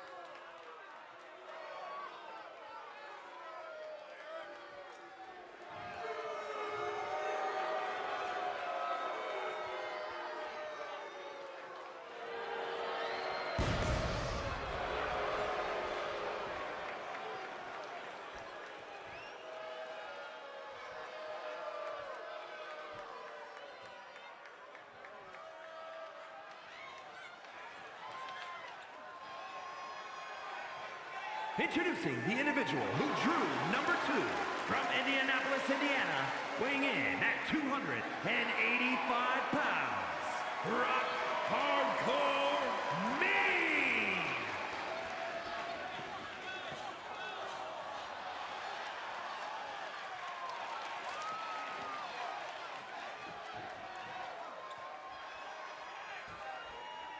All right, baby. It's Royal Rumble time at the Croaki Cabaret.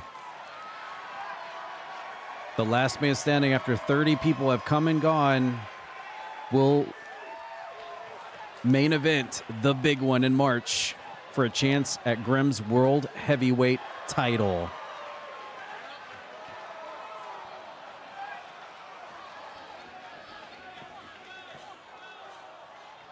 All right, we know number 1 and number 2, and here we go. We've got Cassidy Ryan in an entrant number 1. Can he do it? Can he make it the whole way through to the end, baby? Oh, man. Wouldn't that be something if Cassidy Ryan starts at number 1 and lasts through all 29 other people about to come out and wins it all? I mean, it could very well happen. It could very well happen. But what about Badass Games? He could do it too. All right, already entrant number 3 is about to make their way out. Here we go. Who is entrant number 3? Gumby Vince. Drawing number 3. Look at Cassie Ryan already going to town on Rock Hard Meat, trying to eliminate him from the match here. And Gumby Vince has entered the Croaki Cabaret match at entrant number 3. Decides to go for Cassie Ryan instead of Rock Hard Meat.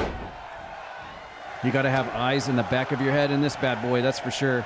All right, entrant number 4 already on, making their way out to the ring. Who's it going to be? Who drew number 4 in this year's Croaki Cabaret? Oh, it's Shadow Chrono. Shadow Chrono coming in at number 4 in the match. And it looks like Cassie Ryan has already been busted open. Man, that's not good. That is not good for his chances at all. Cassie Ryan already leaking blood from his forehead as the ring is starting to fill up already here. All right, who's going to be number 5? Number 5 about to make their way out to join us here. Oh, and it's Raynor. Definitely some, I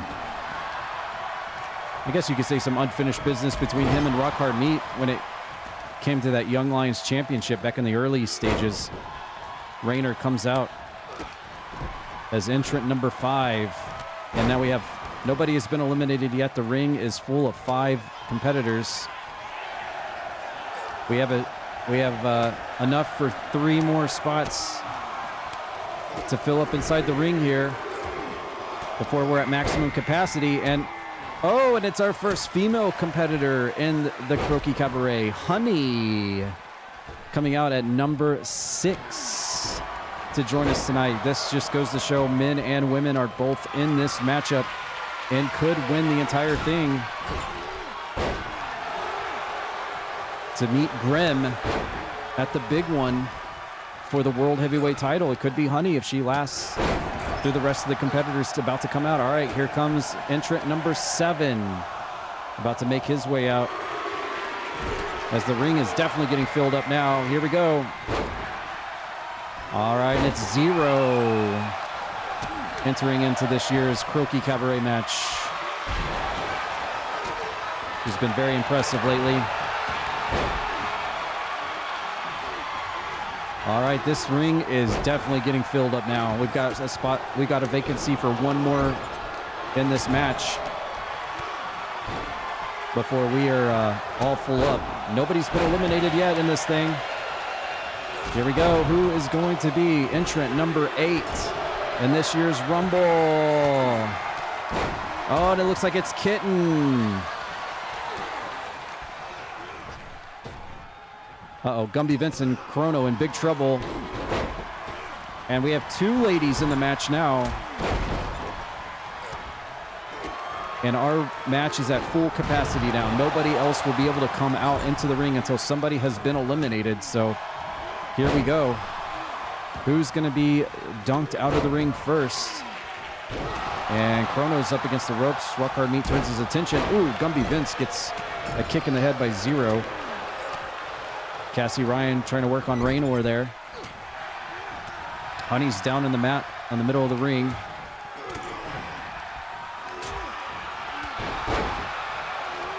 Cassie Ryan now working on Raynor some more here. He's got the double arms hooked, arm trap, and uh-oh, Rock Hard Meat. No! Gumby Vince has eliminated Rock Hard Meat from the match. Oh, and Zero with some high risk in the Rumble match, and Rock Hard Meat, who came in at number 2, has been eliminated, courtesy of Gumby Vince. Who's going to keep track of our eliminations tonight? Does someone want to do it? Does someone want to be on DQ duty? The Rock Hard Meat has been eliminated, and now we have a spot open for the next entrant to come on out. And we'll see who it's going to be. And Gumby Vince might be in trouble here, courtesy of Zero. Oh. Zero trying to go for the cutter there on the ring apron. Oh, and he gets him anyway. Gumby Vince has been eliminated by Zero. And just like that, we have lost 2 of our competitors in the match. And the time will now continue to count down as our next entrant making their way out soon. 2 DQs down. And there it is. There's our time counter right there. As our next entrant number 9, about to make their way out to the ring here. Who's it going to be? Oh, and it's Mike Metal coming in at entrant number 9 in this match. Look at Zero and Cassie Ryan working together there. Ooh, big kick to Raynor's side of head by Zero. Kitten and Honey still in this match. The female representation still alive there. Nobody has been eliminated on that front. Cassie Ryan still in there at number 1. The Dream is still alive. And Kitten was almost in trouble there on the ring apron. All right, entrant number 10 is about to make his way out. And it's Chain without Paul Bear. No! And Chrono gets dunked out of the ring by Zero. And Kitten's in trouble by Cassie Ryan here.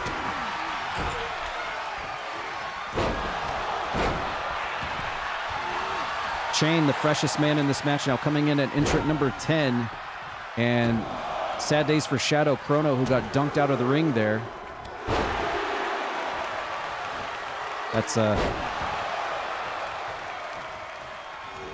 That's a rotten way to go, that's for sure.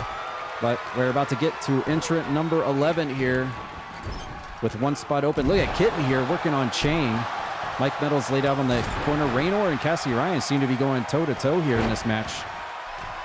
You often see unlikely feuds and rivalries begin from a match just like this when it's every man for himself on the open playing field. If Raynor eliminates Cassidy Ryan here, that could be a big thing there. Oh, Chain! Oh, and Mike Metal has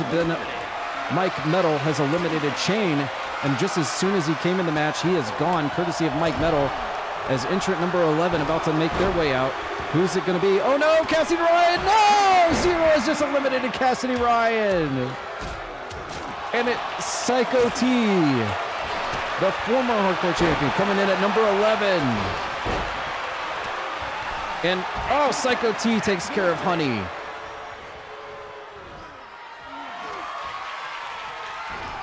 Well, Cassidy Ryan stayed in there for 11. Uh-oh, there goes Zero, I think. Oh! Zero goes out the hard way. Holy crap. Raynor completely powerbombing Zero out of the ring. Cassidy Ryan was in there for about 11 spots. I mean, the dream was alive for a little while. Oh, and Kitten gets booted out of the ring by Raynor. Oh, the hard way. And now there were 3 left in the ring. And here comes number 12. It's the Dragon, Aiden Gallagher, coming in at number 12 in this Croaki Cabaret match. Wow, we had a full ring there for a long time, and then suddenly we just had a ton of eliminations. And the former hardcore champion has shown himself once more here tonight. All right, here we go. Our next entrant coming out to the ring. Who is it going to be? It's number 13. It's Maggie Moore. Our next female representation in the Croaki Cabaret. Ooh, and she immediately gets backbreakered by Raynor upon entering the ring.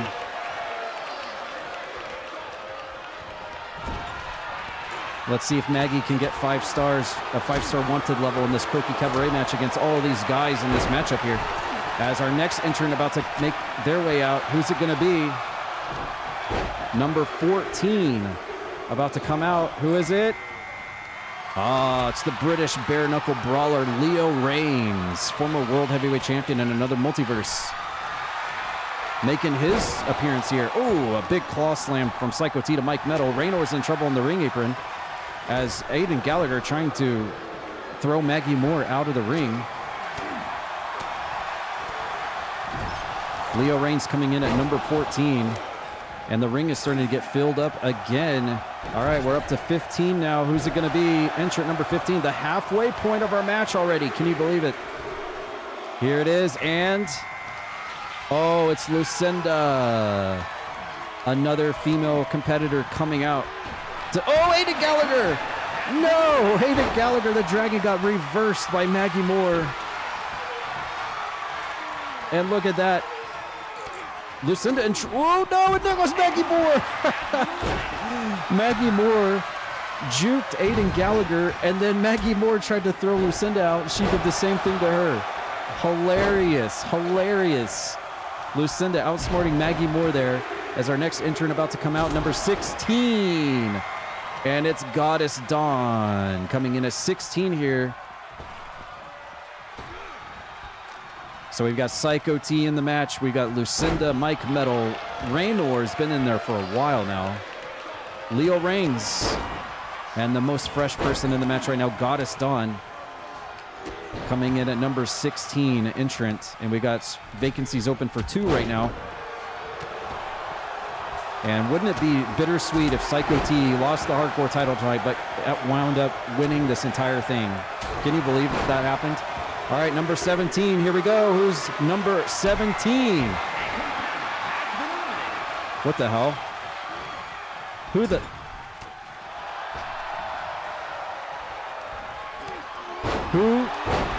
hell? Is that Glit Nermine? The spaceship has been answered tonight. Oh, I'm so sorry for jinxing Psycho T. I am so sorry about that. but we have an alien in the match. Now the spaceship makes sense. Glit Nermine has returned, and who's our next in? Number 8. Whoa! I haven't heard this song in ages. It's Volano. Volano's back. Number 18. Look at him. It's been so long since we've seen Volano. Making his debut in Croakitoad Pro Wrestling, Volano is here. Coming in at number 18. What the heck is going on? 2 big surprises back-to-back there with Glit Nermine and Volano. All right, who's next? Number 19. Oh. Things are about to get real interesting. Julie has arrived.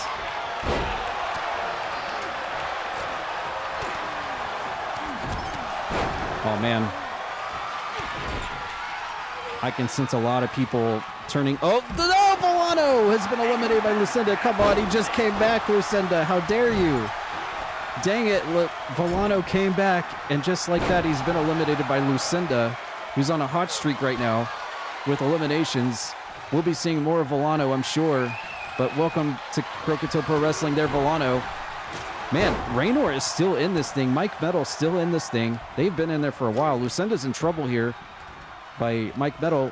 Leo Reigns getting tagged around. Goddess Donna's got an alien. Glit Nermine has been sent back to outer space, courtesy of Goddess Donna. I can't believe I just said those words just came out of my mouth. Glit Nermine, the alien of CPW, the extraterrestrial from another planet. I guess he can get back into a spaceship up there in the top left and go back home now because he has been eliminated. What the heck is going on tonight? So many shockers already. All right, who's next? We're up to number 20. Number 20. Who is going to come out at number 20 tonight at the Croaki Cabaret? Oh! The Raptors are screaming. The T-Rexes are roaring. Here comes Feats at number 20. And wouldn't it be something if someone like Feats outlast 10 other competitors still to come out and win the entire thing to face Grimm for the world title? We've got 2 ladies in this matchup, Goddess Dawn and Julie. 2 of them, well, actually 3, Lucinda as well. 3 ladies in this match right now. All right, number 21 about to make their way out. Who is it? Number 21. Oh! He's back. The Boz himself coming in at number 20. After a losing effort to the returning Brandon Peters of the Corporation earlier, Wizardboz Surround Sound 3.5 Dolby Audio has entered the Croaki Cabaret at number 21. Uh-oh, Feats in trouble here from Raynor. Uh-oh, Feats, no! Feats, no! And Feats has been chokeslammed out of the ring by Raynor, who is still in this thing. Holy crap, he's got to have the record right now for being in this match the longest.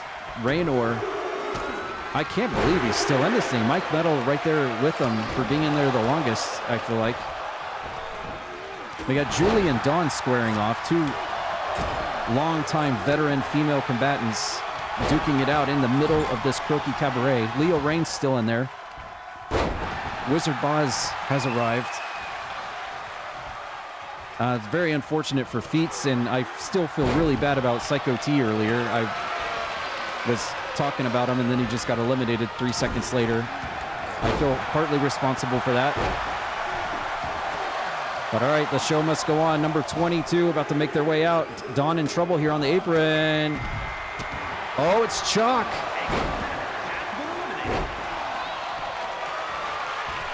Another female combatant to join the fray. Oh my God, and Julie says, welcome to the Rumble. We got fun and games there, Chalk. Julie completely nails her with a twist of fate as soon as he enters the ring. And Mike Metal, oh!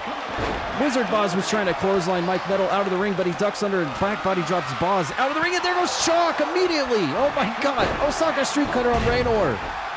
No, so many wild moments have already happened. Wizardboz was trying to, oh, Julie just kicks Mike Metal in the face, and he's out of here. Leo Reigns working on Goddess Dawn, and Julie saves her life with a backstabber. Raynor is still bleeding in the corner. How is he still in this thing? Unbelievable. All right, here comes number 23. Sean, the Show, Broderick.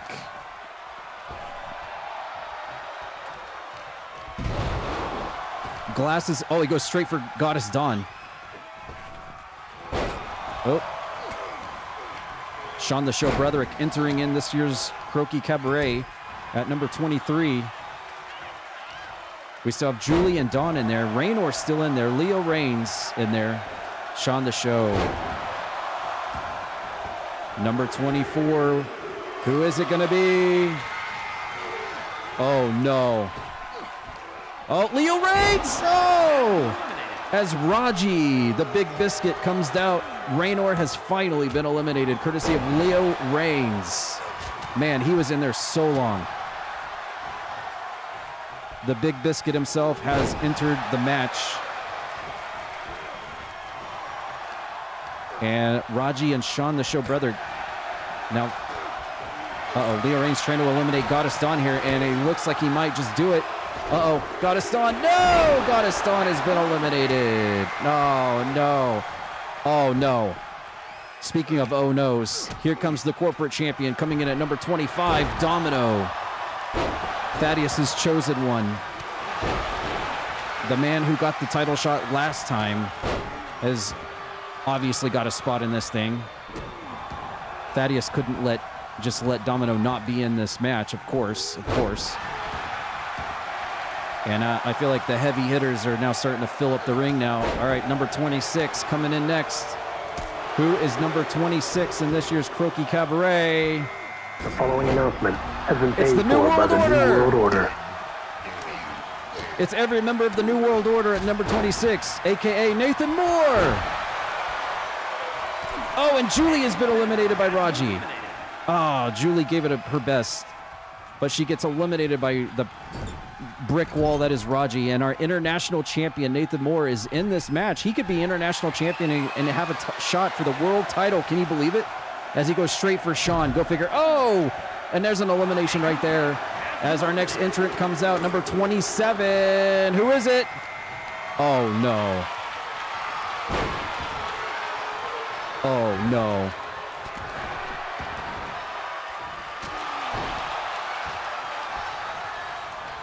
Asterial coming in at number 27 as Leo Reigns eliminated by Raji. Look at the amount of talent we have chock full in this match right now. And there's still 3 more participants to go. We know who 2 of them are, actually. This next one is a mystery. Who's number 28? We don't know who 28 is. And it's going to be... Oh boy.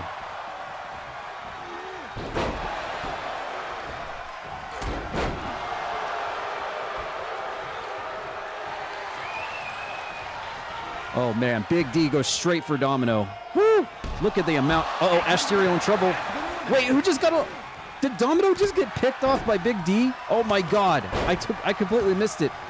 I was looking at Ash in the corner. Domino got outsmarted by Big D. Holy crap.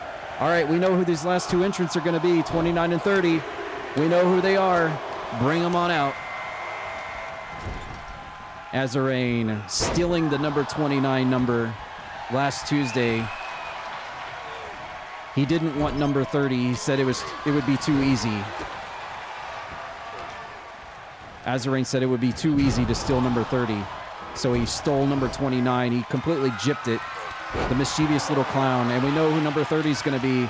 It has come down to these people in this ring right now, ladies and gentlemen. Who is going to get the instant ticket to fight Grim for the world title at the big one? Here comes number 30, our last entrant in the Croaki Cabaret match. It's Signified.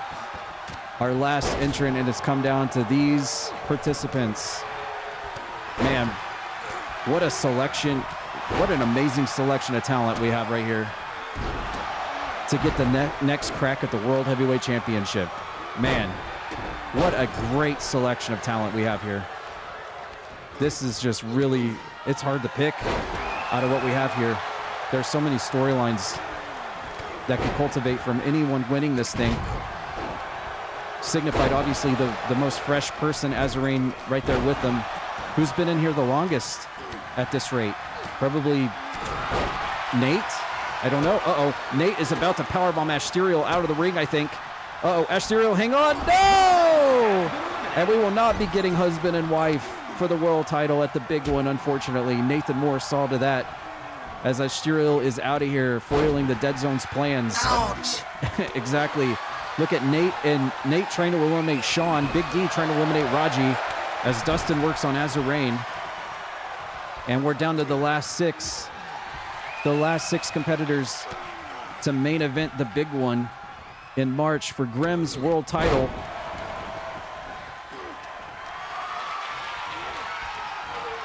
And a reverse Irish whip. Nate gets into the corner. Big D over the ropes. Oh, Raji completely pounces Dustin across the ring. The Big Biscuit, the big man in charge. They're right there with Big D. Dustin going to town on Raji. Nathan Moore working on Big D. Got Azarane just in there trolling around. Nathan Moore. Ooh. Pops. Oh, no. Dustin got outsfooled by Raji. Dustin trying to get the speedy elimination on the Big Biscuit, and he ducked under, and Dustin. Oh, and there goes Sean, courtesy of Nathan Moore. I can't believe it. Dustin got outsmarted by Raji, of all things. And then Nate saw to the elimination of Sean the Showbread. Like always a thorn in Sean's side, it seems, here at CPW, Nate and Sean. And then there were four. And then there were four. Who's it going to be? The international champion, Nathan Moore, Azarane, the Big Biscuit, or Big D. Oh, big power slam from Raji to Big D. And Nathan Moore with a cutter into the Dragon Sleeper. Uh-oh, Big D might be in. Oh, Big D has been eliminated, courtesy of Raji. And then there were three. I can't believe this. It's come down to this, ladies and gentlemen. It's come down to this. Out of 30 participants, will it be Nathan Moore? Will it be Raji? Will it be Azarane? And Nathan Moore tried to go for the elimination. Raji caught him with the knee. Nathan Moore a little bit faster, hits him with the flying clothesline. Keep in mind, Nathan Moore is the equivalent of our Intercontinental Champion.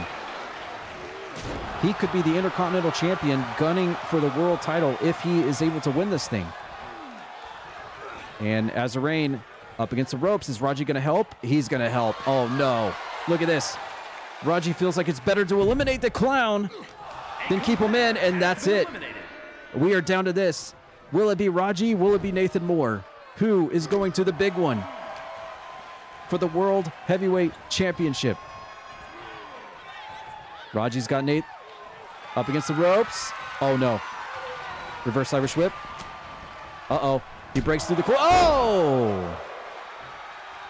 Nathan Moore just slammed at top mileage into the guardrail known as the Big Biscuit, and over the ropes goes Nate. No! Raji did it! Raji is main eventing the big one for the World Heavyweight Championship. It will be Grimm versus Raji for the World Heavyweight title.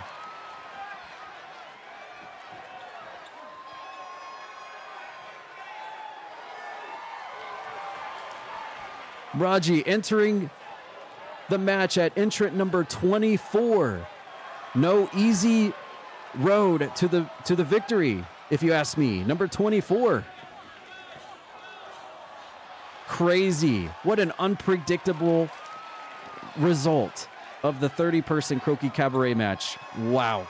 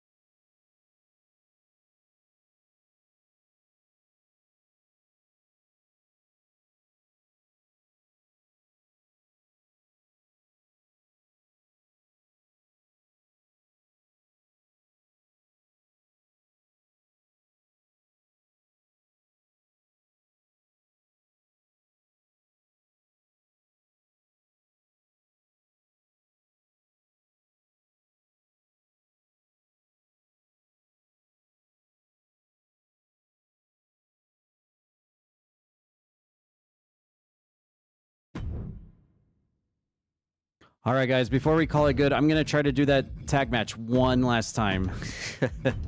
I'm going to try to do it one last time. Let's see if we can actually get lucky here.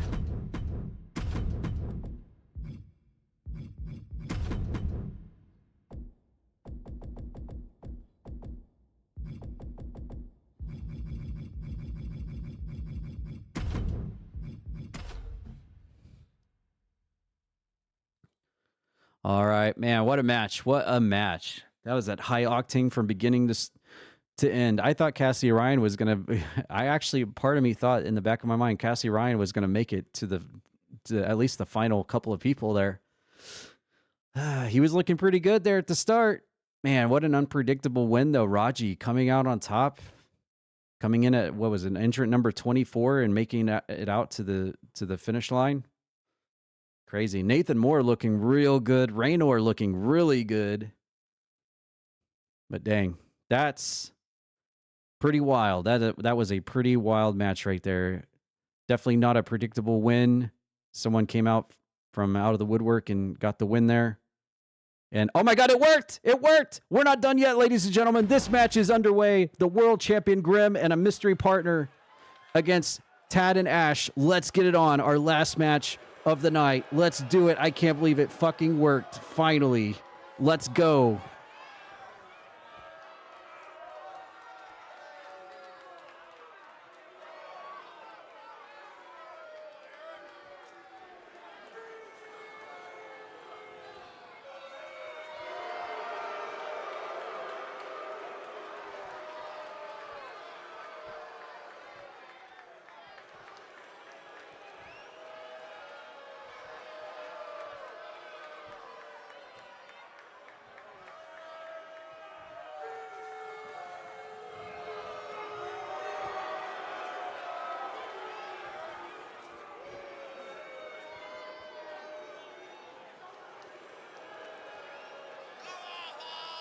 You stink!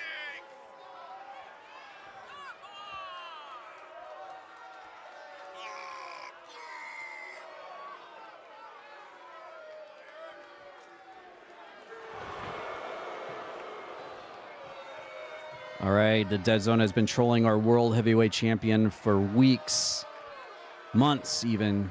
Asterial, the wife of our world champion Grim, tantalizingly excruciating razor-sharp words, razor-sharp kisses to our world champion has led us to tonight, where Tad and Ash, former tag team champions, together in this deformed union to take on the world champion and a partner of his choice here at CPW. Who did Grim pick? Who would be insane enough to want to team with Grim to fight this unit?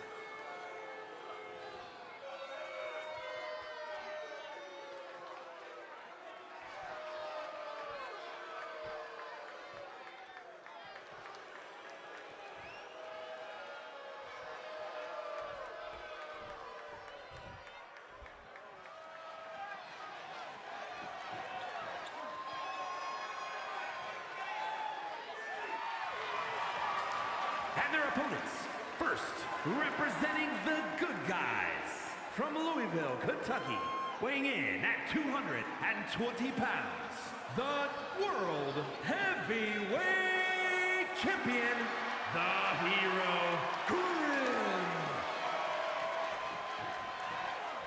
Of course, Grim comes out first, world champion, to make us sweat and wait a little bit longer.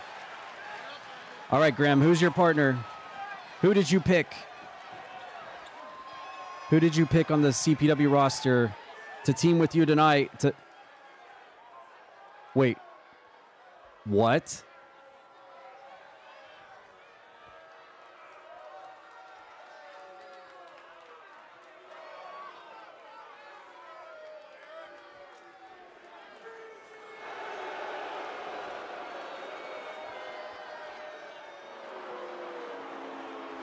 And from St. Louis, Missouri, weighing in at 136 pounds, the Women's World Champion, the Dragon,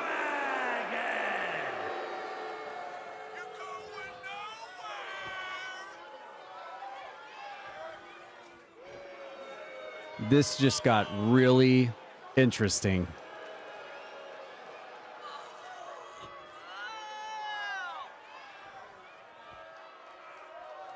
So pathetic.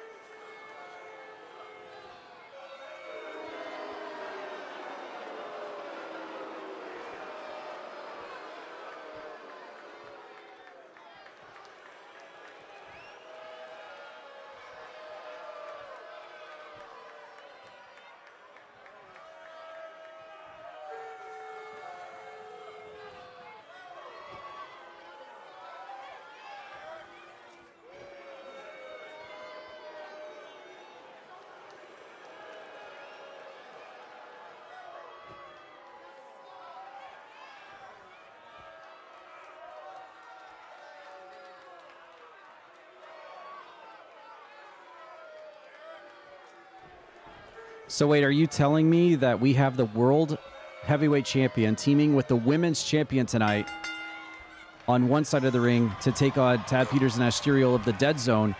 And man, Asterial and Spinny could be like basically sisters from another mister if you really dive into it with a microscope here. So I don't know if maybe it just was because she was women's champion, or maybe Grim did this pick just to get under the skin of Asterial. Like, hey, look, here's another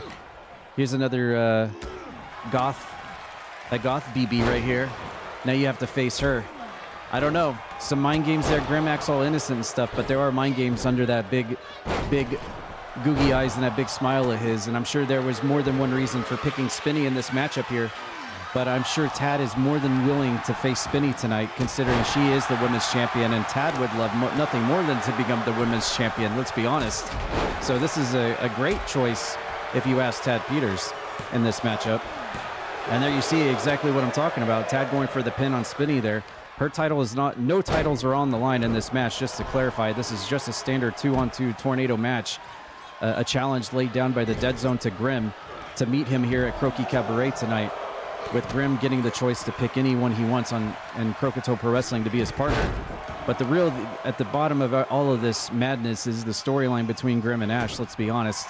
And there you see them in the ring right there, duking it out, as Tad takes care of Spinny on the out and bites her hands. Tad is biting Spinny's hands, trying to bite her fingers off. On the outside of the ring, you see the referees not making any motion whatsoever to try to break it up on the outside. The referee's just going to let this one play out. I don't know why this match took like 20 times to crash every time, and now suddenly it wants to go after the Rumble match. I guess it just wanted this match to be our main event of the evening after everything. But I'm certainly glad that we were able to actually see this match tonight as a part of this show, even if this is a lot later than CPW usually lasts. So thanks to everyone for sticking around and sticking to the very end here for the conclusion of this event. And Asterial with the rebound on Grim hits the standing drop kick, takes him off his feet. And now Grim's not only got to worry about this match with his infected, Dead Zone corrupted, mind corrupted wife Asterial, but now he's got to worry about having to take on the walking mountain known as Raji at the big one, and putting his belt on the line against the Big Biscuit after his big win in the Croaki Cabaret match. So he's got a road trip planned out for him, while also trying to contend with the dastardly deeds of the Dead Zone as well. Asterial with an abdominal stretch on the champion, but he's able to break out of it, and Grim hits the running enziguri on Ash, and she throws him back on the mat and goes for the cover here. Spinny coming into the ring to make the save and breaks it up by interrupting Asterial's pinfall. And let's not just talk about Tad here when it comes to the Women's Championship. Obviously, we know Tad's always going to be interested in that belt, but what about Asterial as well? I mean, nobody said anything about Asterial not wanting that women's title as well, so that's definitely two people right there that would certainly be interested at the top of the list, taking that title away from Spinny for sure. Ooh, rotating cutter there from Spinny onto Asterial as Tad has got the world champion up on his shoulders, and Tad's unable to make the save for Ash, but it doesn't matter. She kicks out. That one could have almost ended there.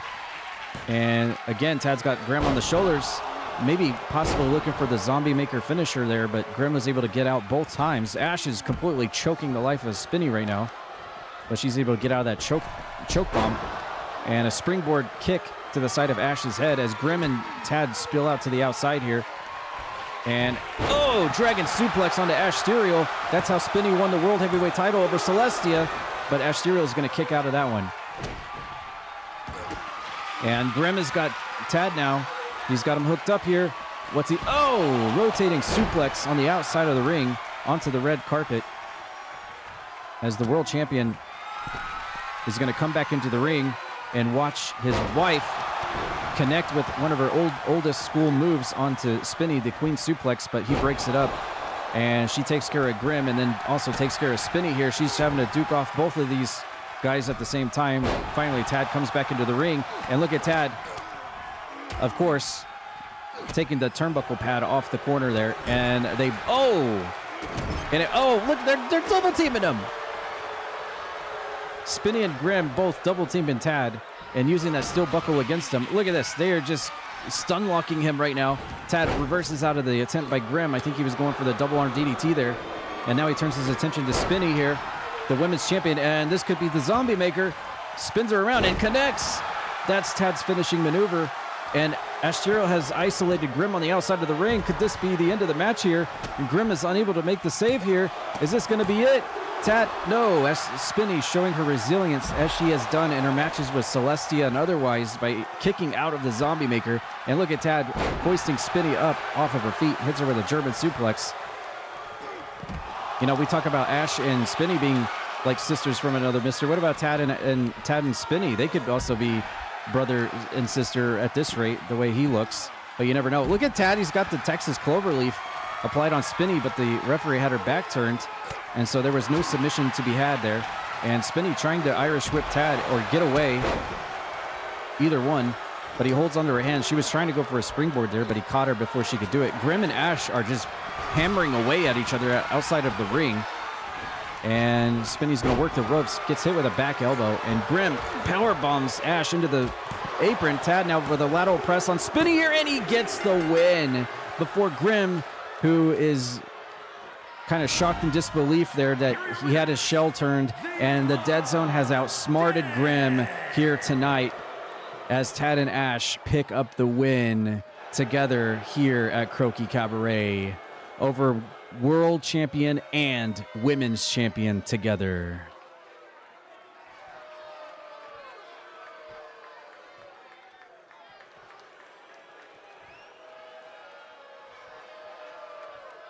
And my God, it looks like Tad's face has been melted because, yes. And that, ladies and gentlemen, is how we are going to leave it here tonight. Another 5-star match between these four. Very good.